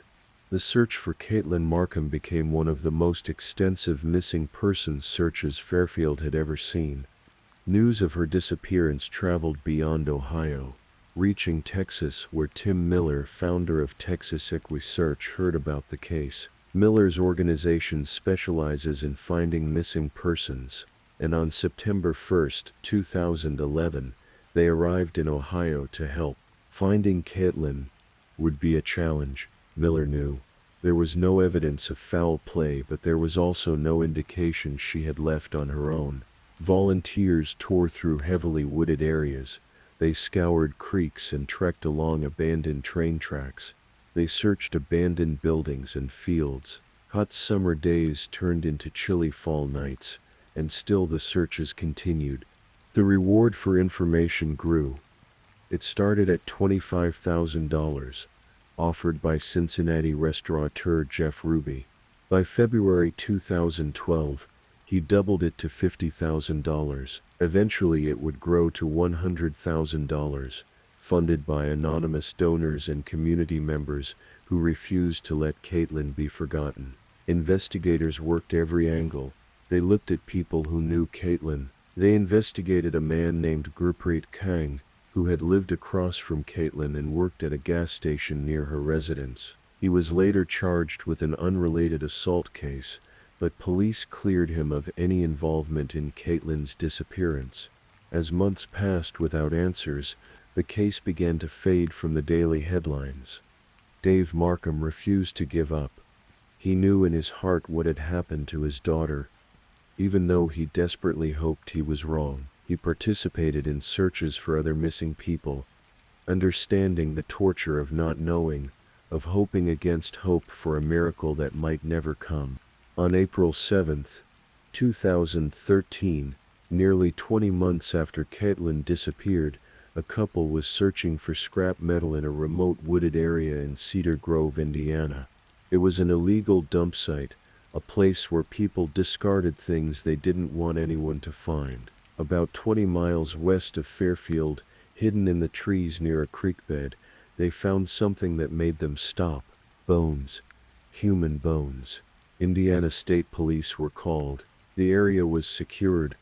The remains were carefully collected and transported to the Hamilton County Coroner's Office. Dental records were used to make the identification, and on that day, Dave Markham's worst fears were confirmed. The remains were Caitlin's. His daughter had been found, but finding her body only raised more questions. How did she end up in Indiana? How did she die?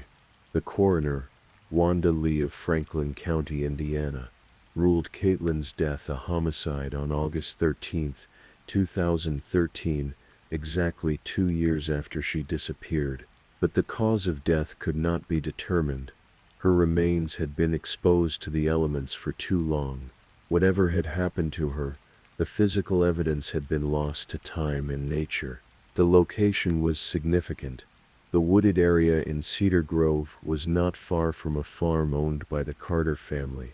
It was a remote place, the kind of location someone would choose if they didn't want something to be found. During the earlier searches, Texas EquiSearch had come within about 10 miles of where Caitlin's remains were ultimately discovered. They had so much area to cover, so many leads to follow. In the vastness of rural Indiana, finding one person was like finding a needle in a haystack. In April 2014, a tip came in. Police returned to the same location in Cedar Grove, and additional remains belonging to Caitlin were found. The investigation continued, but there were no arrests, no charges. The case remained unsolved. Dave Markham held a funeral for his daughter at Fairfield High School auditorium.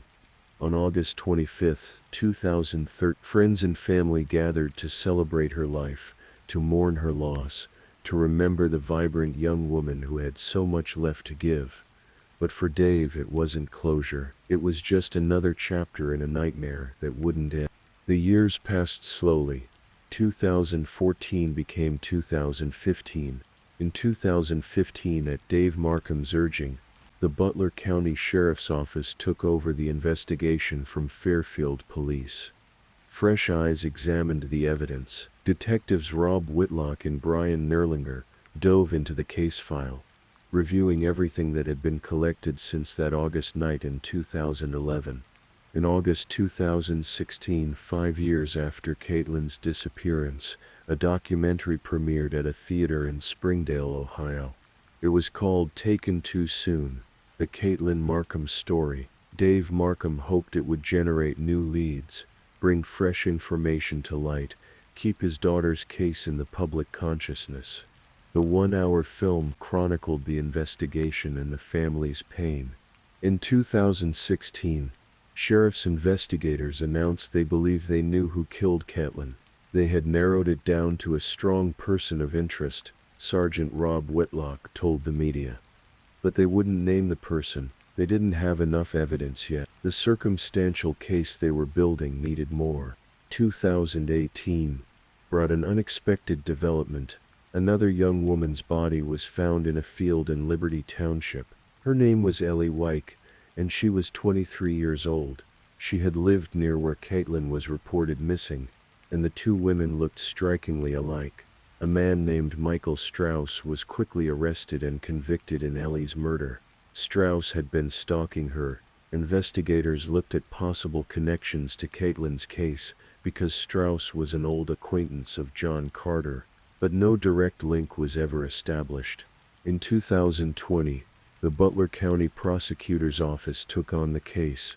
Prosecutor Michael Gemauser assigned lead investigator Paul Newton and Assistant Prosecutor Brad Burris, to examine everything once more. They created what they called a war room. The walls were plastered with photographs of everyone who had been in Caitlin's life. Timeline charts tracked movements and phone calls. Evidence was cataloged and re-examined. Newton interviewed more than 120 people over the next few years. He analyzed every piece of evidence collected since 2011. The material Caitlin's body had been wrapped in, the location where she was found, the phone records and computer data, the witness statements and polygraph results. 63 different individuals underwent interviews or polygraph examinations. 20 people of interest were systematically eliminated through alibis or polygraphs. The investigation was painstaking, methodical, exhaustive. Detectives Whitlock and Nerlinger later said they were 100% confident in their conclusion about who was responsible, confident enough to put their names and careers on the line. But proving it was another matter entirely. In September 2022, Michael B. Moser confirmed publicly that his office was actively investigating the Caitlin Markham case. He told reporters he was holding his cards close to the vest. Behind the scenes, the investigation was reaching its climax. On February 17, 2023, the first arrest was made. Jonathan Palmerton, who had been friends with John Carter, was taken into custody at his workplace, a Fairfield restaurant. He was charged with perjury, accused of lying during the investigation, possibly to a grand jury. The specific details of his alleged lies were not made public, but his arrest signaled that something significant was happening. 3 weeks later, on March 22, 2023, John Carter was arrested at his workplace. A grand jury had indicted him on March 13th. The indictment was unsealed 10 days later, and the charges were shocking. 2 counts of murder in the death of Caitlin Markham. Nearly 12 years after she disappeared, nearly 10 years after her remains were found, an arrest had finally been made. John Carter, now 35 years old, married, and a father, was taken into custody. He was arraigned on March 27th in Butler County Common Pleas Court. His defense attorney entered a plea of not guilty on his behalf. A $1 million bond was set, with the stipulation that Carter would be monitored by GPS if he posted it. During the bond hearing, Prosecutor Gunmauser revealed new details. There was evidence of trauma to Caitlin's body, he said, evidence that her body may have been moved, and then he shared something that sent chills through the courtroom. Investigators had found poems in John Carter's journal. They had been hidden in a drawer at his mother's house, where he lived in 2011. Carter's name was handwritten at the top of the pages. The words were disturbing, a window into thoughts that contradicted everything he had said publicly for over a decade. One poem read, "Deep down, I love her. You want to kill her, but I love her. She must die." Another wrote, "I know I'll bury the body in the backyard. Know I'll bury it under the trailer, and wait until the grass grows over it, and leave before anyone reports it missing." These were not the words of a grieving fiancé desperately searching for his lost love. These were the words of someone with dark, violent thoughts. Whether they were written before or after Caitlin's disappearance, they painted a picture that prosecutors believed showed consciousness of guilt. Dave Markham and his daughter Allie sat in the front row of the courtroom during the arraignment. Supporters wore butterflies in remembrance of Caitlin, the free-spirited art student, whose symbol had become the butterfly, representing the way she helped others come out of their shells. Carter posted the $1 million bond on April 3, 2023. He was released with GPS monitoring, allowed to go home while he awaited trial. As the case moved toward trial, search warrants were unsealed, revealing the circumstantial case prosecutors had built. It was a mosaic of small pieces, each one adding to a larger picture. There were the phone records showing the timeline of that night. Caitlin's cell phone going dark at 12:45 a.m. The photo text sent at 12:52 a.m., after the phone had already been turned off, suggesting someone else sent it. John's computer activity that established when he was at his mother's house, work records and Facebook messages and Google searches. There were the witness statements. The neighbor who heard "stop it" followed by a thump. The friend who sensed tension between Caitlin and John that final evening. The people in John's inner circle who said Caitlin had been reconsidering their relationship, that she was tired of it, that she was thinking about not moving to Colorado after all. The statement from John's friend that breaking up would be catastrophic for him. There was physical evidence too, though not the kind that provides absolute certainty. The material Caitlin's body had been found wrapped in. The location of the dump site, near property owned by the Carter family. The fact that there was no forced entry into Caitlin's townhouse, suggesting she knew her attacker. The absence of her engagement ring, which was never found. Investigators had spoken to two teenagers who claimed they saw something strange at Carter's house in the early morning hours of August 14, 2011. They said they had sneaked out to go to a party, and around 2 o'clock in the morning, they saw two cars pull up to Carter's home with their lights off. One was Carter's red Ford. About 5 minutes later, they said, Carter's car emerged from the garage and both cars drove away. The original lead detective on the case found their accounts questionable, partly because Carter's computer activity seemed to contradict their story, but it remained part of the evidence file. There were items on the evidence list that hinted at the investigation's scope: 13 written statements, 63 interviews and polygraphs, tips from the public, an anthropology report, a forensic entomology investigation report, analyzing insects found on the remains to help determine time of death, reports from multiple police agencies, news media coverage, jail calls made by Carter after his arrest, and both Caitlin's and Carter's laptops and cell phones. There was also a letter Caitlin had written to her father, and an email she had sent to Carter on August 13, 2011, the day she disappeared. The contents of these communications were not made fully public, but they were part of the story investigators had pieced together. One of the more unusual pieces of evidence was photographs related to Michael Strauss, the man convicted of killing Ellie Wyke. Though no direct connection was ever proven, investigators had explored every possibility, following every thread that might lead to answers.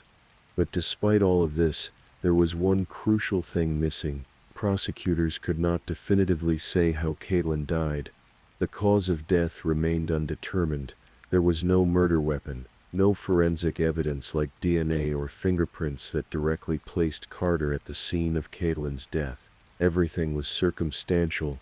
As Prosecutor G. Moser acknowledged, many cases are built on circumstantial evidence.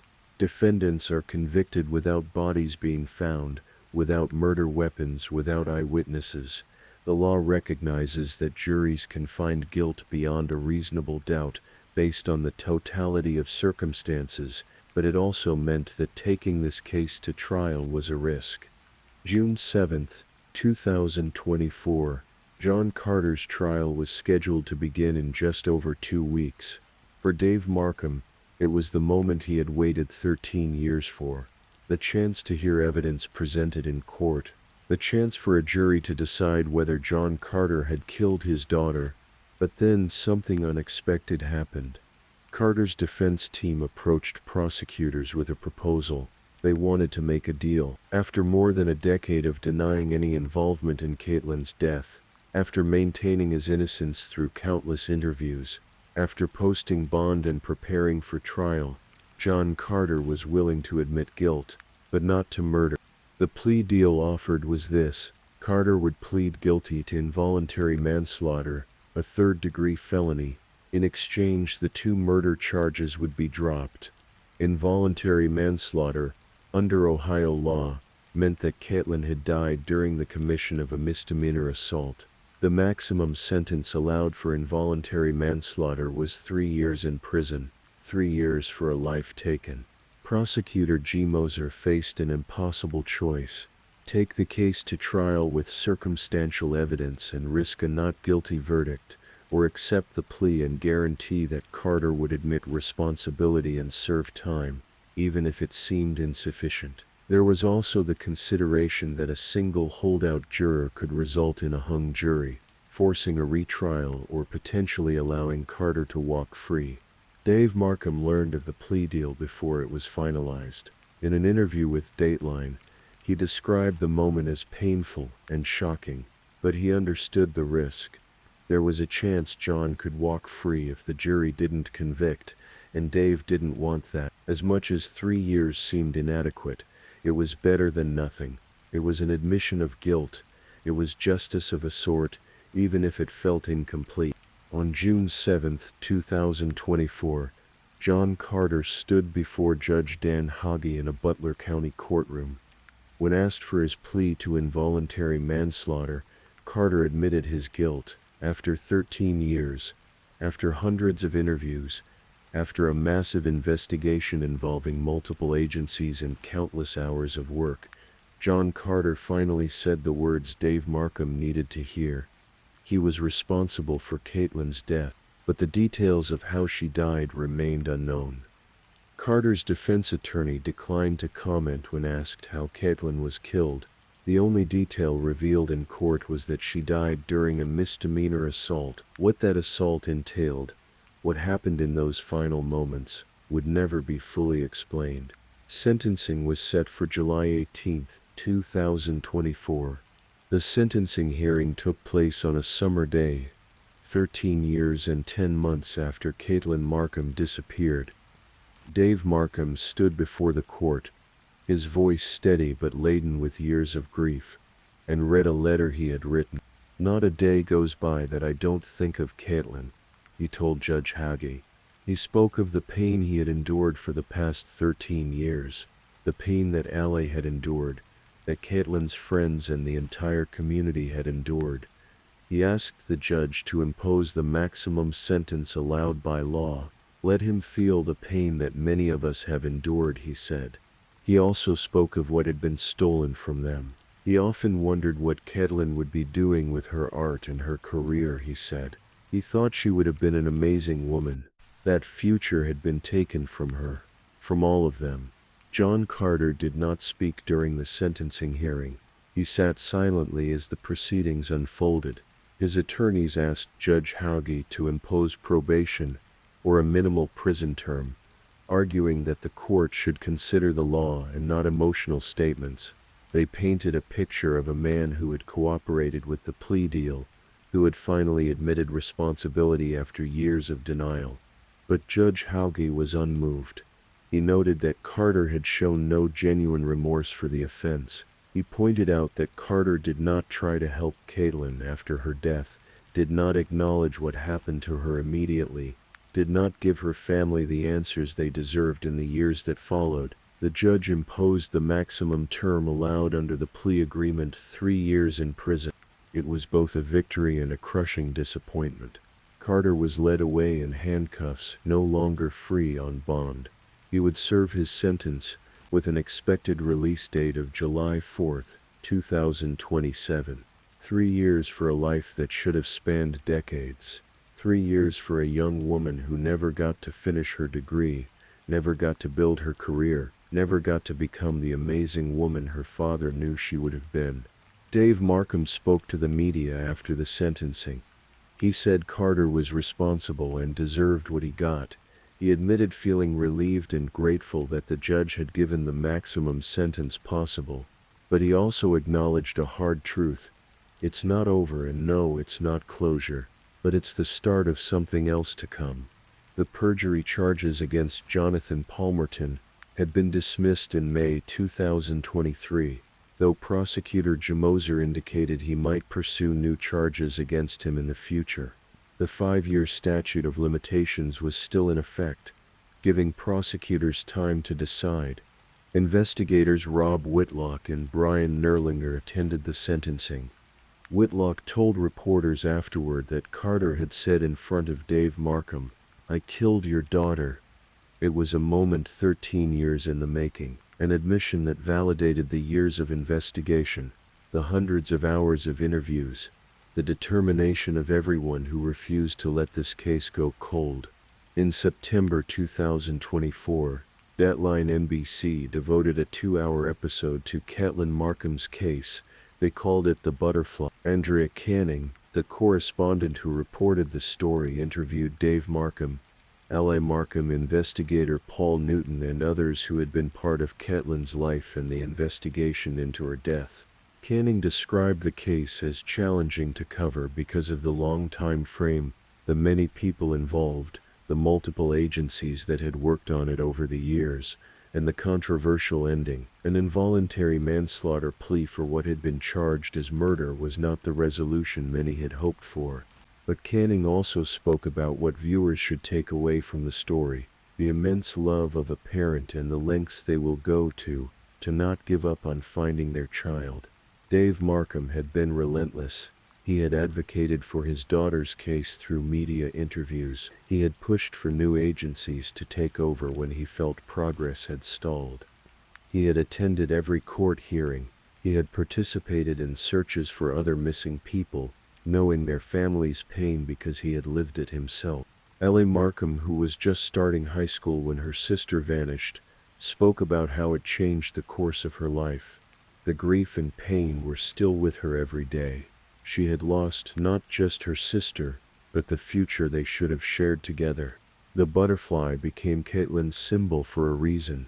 Those who knew her said she helped others come out of their shells, gave them confidence, brought light into their lives. She was colorful, eccentric, full of enthusiasm and dreams and hopes. The butterfly represented transformation, beauty, freedom, all the things Caitlin embodied and all the things that were taken from her. In the years since Caitlin's death, other families have faced similar nightmares. Dave Markham mentioned Debbie Estes, whose son Billy DiSilvestro went missing from Hamilton in 2011, the same year Caitlin disappeared. He thought of Chelsea Johnson, just 15 years old, found dead in a creek bed a mile from where Caitlin lived, and Joseph Oakley, 19, found dead near the same location. He thought of Ellie Wyke, whose case had so many strange parallels to Caitlin's. These stories connect to each other in ways that are both tragic and profoundly human. Each victim represents a family's worst nightmare. Each case represents investigators working tirelessly to find answers. And each outcome, whether resolved or still open, represents a life that mattered, a person who was loved, and a community that refuses to forget. Caitlin Markham's remains were laid to rest, but her memory lives on. In the butterfly pins worn by supporters, in the documentary that bears her name, in the Dateline episode that shares her story with millions, in the heart of a father who will never stop missing his daughter, in the memories of a sister who lost her best friend, in the work of investigators who spent years seeking justice. The case is officially closed now. John Carter admitted to causing Caitlin's death. He is serving his sentence. But for Dave Markham, as he said, it's not closure. How can it be when so many questions remain unanswered? How did Caitlin die? What exactly happened in those final moments? Why did it take 13 years for Carter to admit the truth? Some questions may never have answers. Some wounds may never fully heal. But there is something in the way Dave Markham continues to fight, continues to remember, continues to honor his daughter's memory, that speaks to the resilience of the human spirit. There is something in the way L.A. Markham keeps her sister's memory alive that shows the enduring power of love. And there is something in the fact that Caitlin's story is still being told, still being remembered, that ensures she will never truly be forgotten. And so we come to the end of this story. A story of a bright young woman, whose life was cut tragically short. A story of a father's unwavering determination to find justice for his daughter. A story of investigators who refused to give up, even when years passed with no arrests. A story of a community that rallied together to search for one of their own. Caitlin Markham was 21 years old when she disappeared. She would be 34 now if she were still here. We can only imagine the art she would have created, the lives she would have touched, the light she would have continued to shine into the world. Tonight, as you drift off to sleep, perhaps you'll think of Caitlin. Perhaps you'll remember that every person has a story, every life has value, and every family who loses someone deserves answers. Perhaps you'll remember the butterfly, and what it represents about transformation and beauty and the fragile nature of life itself. If you're still awake and listening, let's move on to our last story.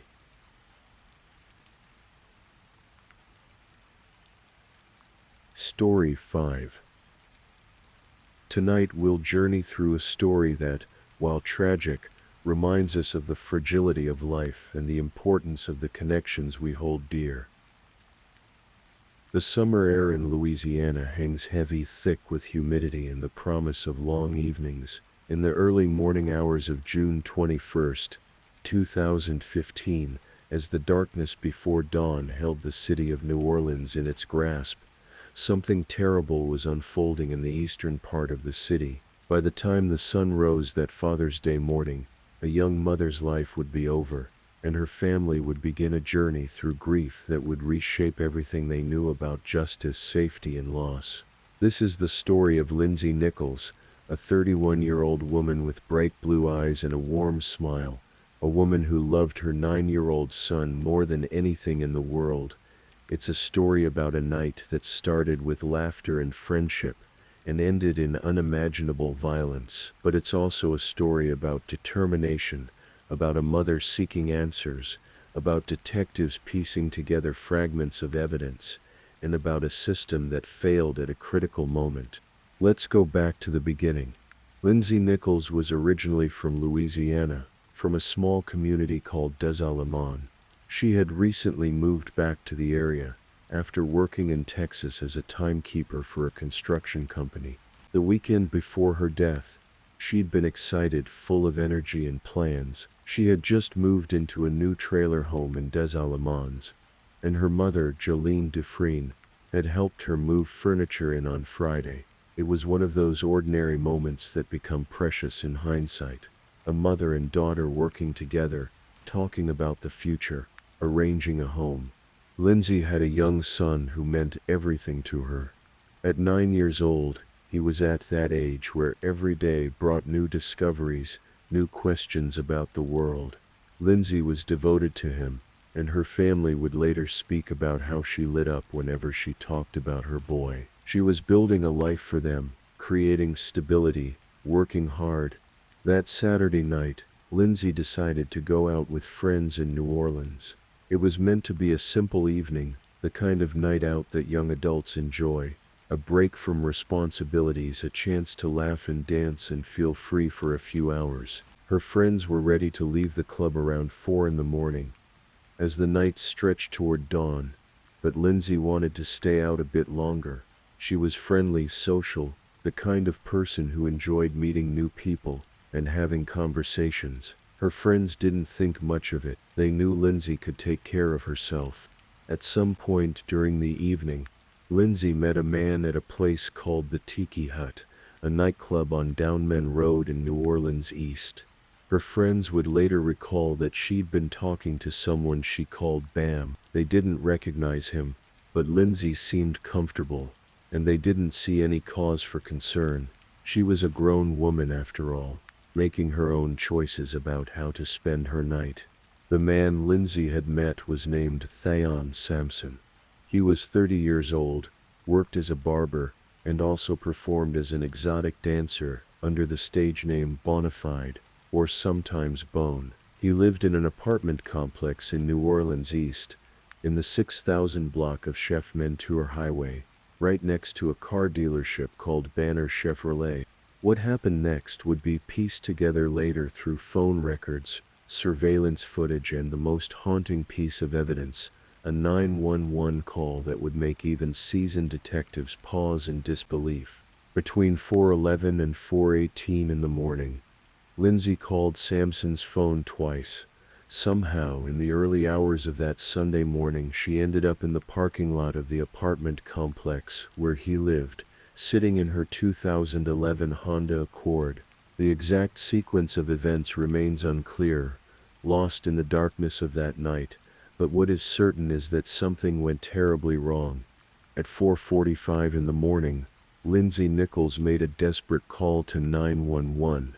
Her voice was frightened, urgent. She told the emergency operator that a man was outside her car, that he had taken her keys, that he was pointing a gun at her. She gave the location, an apartment complex near the intersection of Chef Mentor Highway and Downman Road, right by a car dealership. As the call continued, the operator could hear Lindsay's voice becoming more distressed. In the background, a male voice began to scream profanities at her. The man was accusing Lindsay of giving his address to someone else. On the recording, Lindsay could be heard saying, "He tried to do something to me that I didn't want to do." She said, "He's got a gun. He's in my face. He took my keys."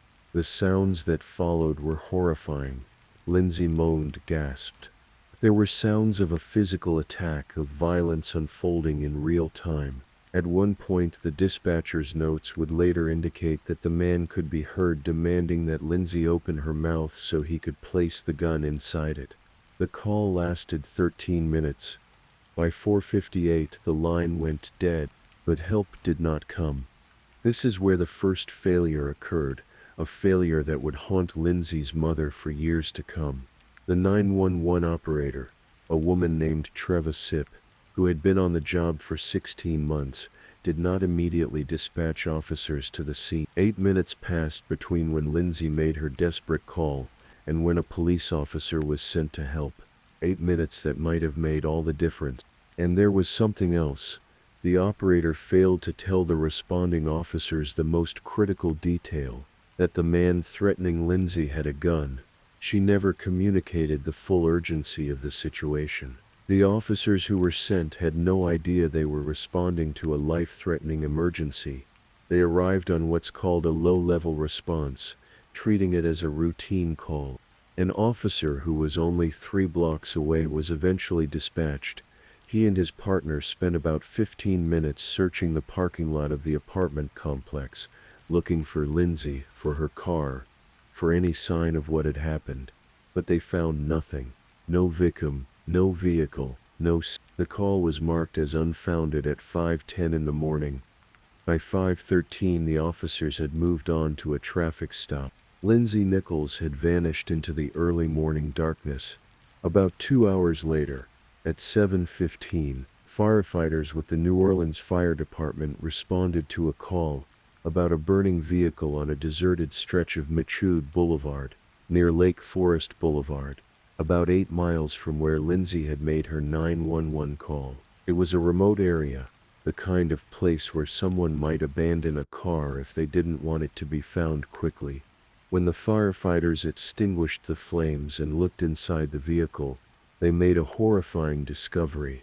In the trunk of the burned-out Honda Accord was a body, curled in a fetal position, severely burned.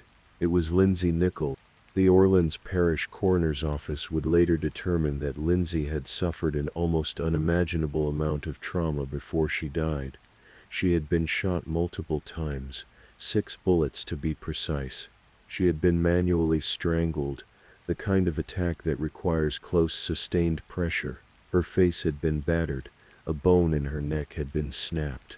The medical examiner would testify that the injuries were extensive, that someone had to have been consumed with rage or hatred to inflict that level of violence.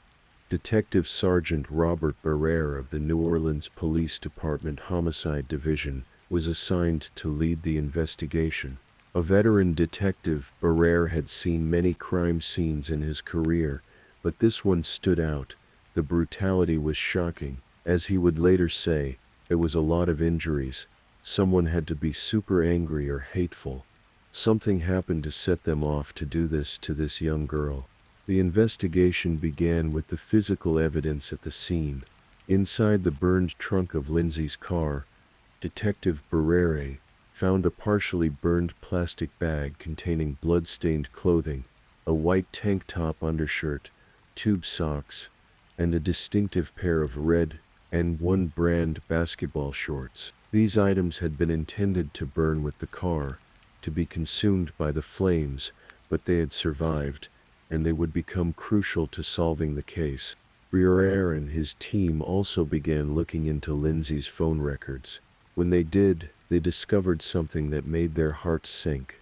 Lindsay had called 911. She had begged for help, and somehow, that call had not resulted in her rescue. When the detectives listened to the recording of Lindsay's 911 call, their reaction was visceral. "Our jaws dropped," Barrera would later say. "It was the worst call I ever heard on the job." The sounds of Lindsay's terror, the violence captured in audio form, the knowledge that help had not arrived in time, it was almost unbearable. The 911 operator, Travis Sipp, would eventually resign while under investigation for her handling of the call.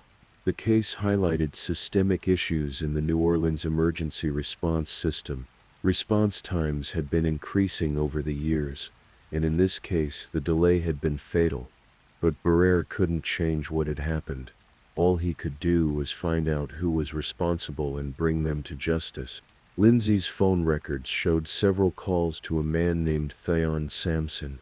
Her friends confirmed that she had met someone at the club that night, someone called Bam. When detectives looked into Sampson's background, they discovered he was an exotic dancer who performed under names that sounded similar, Bonafide or Bone. The pieces were starting to fit together. Detectives learned that Sampson lived in an apartment at the exact address Lindsay had given to the 911 operator, the apartment complex next to the car dealership on Chef Mentor Highway. This could not be a coincidence. Cell tower records placed Sampson's phone near the same cell tower as Lindsay's phone at the time of her 911 call. Even more damning, his phone pinged towers near the Michoud Boulevard location, the spot where Lindsay's body had been found, twice that morning, once at 5:29, and again at 7:07, right around the time the car was set on fire. Detective Barrera brought Sampson in for questioning. The suspect was calm, almost unnaturally relaxed. He admitted that he had met Lindsay at the nightclub, that they had hit it off, that he had even hugged her. He claimed that when she called his phone twice in the early morning hours, he didn't answer. He said he went straight home after leaving the club, and stayed there the rest of the night with his girlfriend and a friend named Troy Varnot. He volunteered to give a DNA sample. After all, he explained, if his DNA was on Lindsay, it would be from that hug at the club. He seemed confident, almost helpful, but Barrera had one more card to play. He had been digging through Sampson's social media accounts, looking for anything that might connect him more directly to the crime, and then he found it. On Sampson's Instagram account, posted just about a week before Lindsay's murder, there was a photograph of Sampson wearing a distinctive pair of red and one basketball shorts. They looked identical to the blood-stained shorts found in Lindsay's trunk. When the DNA results came back from the state crime lab, they confirmed what Barrera suspected. Sampson's DNA was present on the inner waistband of those blood-soaked shorts, the shorts that had been in the trunk with Lindsay's body, the shorts that Sampson had been photographed wearing just days before the murder. On July 21, 2015, exactly 1 month after Lindsay's death, Detective Barrera obtained an arrest warrant. Police picked up Theon Sampson outside a tattoo shop and booked him for second-degree murder. His bond was set at $2.5 million. But as the investigation continued, detectives began to suspect that Sampson hadn't acted alone. The 911 call had captured at least 2 male voices in the background. There were questions about how Lindsay had been transported from the apartment complex to Michoud Boulevard. Sampson had mentioned being with someone that night, a friend named Troy Varnado. Troy Varnado Jr. was 30 years old. Cell phone tower data showed that his phone had been in the area where Lindsay's body was found, at the critical times. Text messages between Varnado and Sampson in the days after the murder showed them discussing video games, casual conversations that seemed chilling given what had happened. Then there were the letters. While in jail, Sampson had written letters, including one intended for Varnado. In it, he wrote about how they were supposed to be in this together. He referenced discussing the idea of blaming the murder on a dead man, a plan that Varnado had apparently shot down. The implication was clear: both men knew what had happened because both men had been involved. In May of 2017, nearly 2 years after Lindsay's murder, an Orleans Parish grand jury indicted Troy Varnado on multiple charges: second-degree murder, second-degree kidnapping, obstruction of justice, and acting as an accessory after the fact to Lindsay's killing. The case that prosecutors would eventually build suggested that both Sampson and Varnado had participated in Lindsay's murder. The theory was that Lindsay had gone to Sampson's apartment, that something had happened there, something she didn't consent to. Prosecutors believed that the men had tried to force Lindsay into a sexual encounter, and when she refused, violence erupted. Lindsay had run from the apartment in her underwear, according to this theory, making that desperate 911 call. But instead of help arriving, Sampson and Varnado had caught up with her. They had beaten her, shot her, strangled her, then they had driven her body miles away to that desolate stretch of road and set her car ablaze, hoping to destroy the evidence of their crime. The case went to trial in September of 2018. But there would be a twist that surprised many who had followed the story.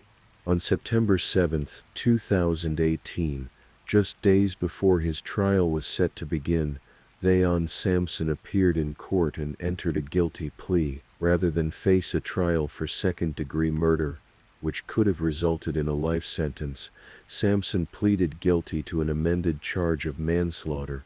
He also pleaded guilty to second-degree kidnapping, obstruction of justice, and solicitation of murder. That last charge, solicitation of murder, referred to an additional crime that had come to light. While in jail, Sampson had written a letter attempting to arrange for someone to kill his co-defendant, Troy Varnado. The man who had allegedly helped him commit murder was now someone he wanted silenced. As part of the plea agreement, which was approved by Lindsay's family, Sampson was sentenced to 40 years in prison without the possibility of parole, probation, or suspension of sentence. It was the maximum sentence allowed for manslaughter. Lindsay's mother, Jolene Dufresne, sat in the courtroom as Sampson entered his plea. She had photos of her daughter with her, images of Lindsay's bright blue eyes and warm smile. The courtroom proceedings spared the family from having to sit through a full trial, from having to hear the 911 call played in open court, from having to listen to all the details of Lindsay's final moments. But it didn't bring Lindsay back. District Attorney Leon Canizaro spoke to the press after the plea, calling it one of the most horrific crimes seen in New Orleans in recent years. He praised the work of Detective Barrere and the prosecutors who had built the case. But Sampson's guilty plea left many questions about Troy Varnado's role. Sampson had agreed to testify against Varnado as part of his deal with prosecutors. But when the time came, when Sampson was called to the witness stand during Varnado's trial, he refused to speak.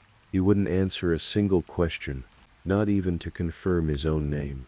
He sat silently, defying the court, risking contempt charges rather than testify against his former friend. Varnado's trial proceeded without Sampson's testimony. The jury heard the 911 call, that haunting 13-minute recording of Lindsay's last moments of consciousness. They heard about the cell phone data placing Varnado near the scene. They heard about the text messages and the letters Sampson had written from jail. Prosecutors argued that Varnado had been angry because Lindsay wouldn't have sex with him, that he and Sampson had worked together to kill her. They pointed to the evidence showing Varnado's presence at key locations at critical times. They noted that after the murder, Varnado and Sampson had exchanged casual messages, with no sign that Varnado was afraid of Samson or traumatized by what he'd witnessed. Varnado's defense attorneys argued that their client had been present but not a participant, that he had been a terrified bystander, perhaps coerced by Samson. They suggested that Samson's brother, not Varnado, might have been the second person involved. They faulted Detective Barrere for not conducting a voice analysis of the 911 call to definitively identify who was speaking in the background. On September 19, 2018, after deliberating for just over 3 hours, the jury returned with their verdict: guilty. Troy Varnado Jr. was convicted of second-degree murder, second-degree kidnapping, and obstruction of justice.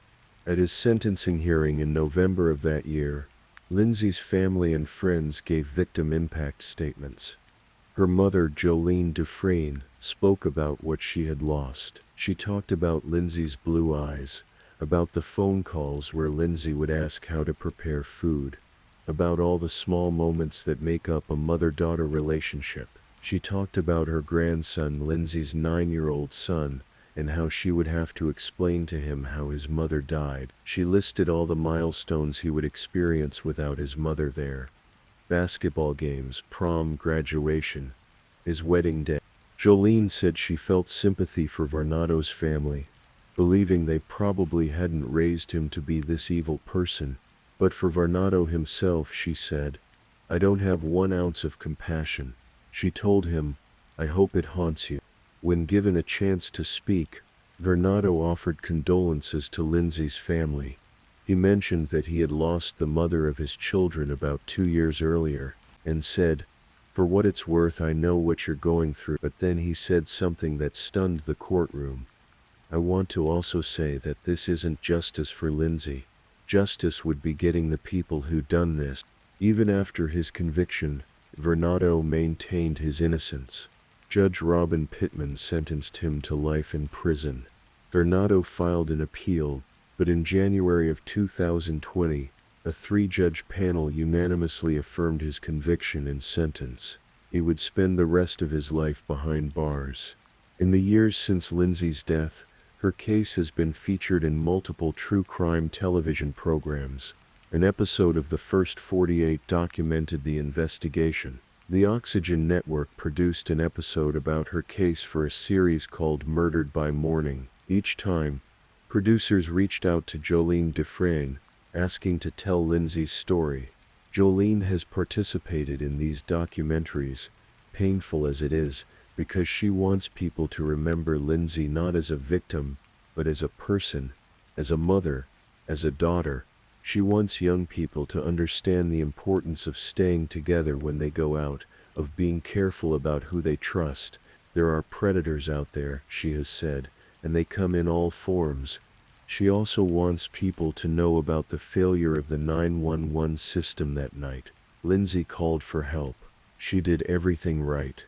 She tried to get the authorities involved before the violence escalated, but the help she needed didn't arrive in time. That failure, that 8-minute delay, that decision not to communicate the full danger to responding officers, it haunts everyone who has studied this case.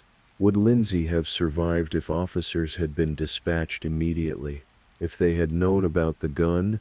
If they had treated the call as the life-threatening emergency it was? These are questions that can never be answered, but they linger like ghosts. What we know for certain is this: on Father's Day in 2015, a young woman who had just moved into a new home, who had a son she loved dearly, who had her whole life ahead of her, went out for a night with friends in New Orleans. She met someone at a club, someone who seemed friendly enough, and in the early morning hours in the parking lot of an apartment complex, something went terribly violently wrong. Lindsay Nichols fought for her life. She called for help. She tried to survive, but in the end the violence was too much, and the help arrived too late. She left behind a 9-year-old boy who would grow up without his mother, parents who would grieve for the rest of their lives, and friends who would never forget her warmth and kindness. 2 men are now in prison for their roles in her death. Deon Samson, serving 40 years, and Troy Varnado, serving life without parole. But no amount of prison time can undo what happened on that Father's Day morning. No verdict can bring Lindsay back to her family. Her story serves as a reminder of how quickly an ordinary night can turn tragic, how vulnerable we all are, how important it is that our emergency systems work when we need them most. It's a story of violence and loss, but also of a mother's enduring love, of a detective's determination to find the truth, and of a family's courage in facing unimaginable grief. Lindsay Nichols was 31 years old when she died. She should have had decades ahead of her, should have watched her son grow into a man, should have celebrated holidays and birthdays and all the small joys that make up a life. Instead, her story ended on a deserted stretch of road in New Orleans East, in flames and darkness. But while her life was cut short, she is not forgotten. Her family keeps her memory alive. Her case reminds law enforcement and emergency dispatchers of the critical importance of every call, every response, every moment of urgency. And her story, told and retold, ensures that Lindsay Nichols will be remembered not just for how she died, but for who she was: a daughter, a mother, a friend, a woman who deserved so much more than the violence that took her life. As we close this story tonight, let us think of Lindsay's bright blue eyes, her love for her son, her hopes for the future. Let us remember that behind every true crime story is a real person, someone whose absence leaves a hole in the world. And let us carry forward the lessons her tragedy teaches us about vigilance, about the systems we trust to protect us, and about the preciousness of every single life. Rest well, dear listener, and may Lindsay Nichols rest in peace. Thank you so much for spending your night with Midnight Crime Stories. I hope the stories kept you company and helped you drift a little closer to sleep. If you're still awake, leave a final comment. Tell me which story stood out to you the most tonight. Don't forget to like this video and subscribe for more calm, late-night true crime. Sleep well, stay safe, and I'll see you in the next one. Good night.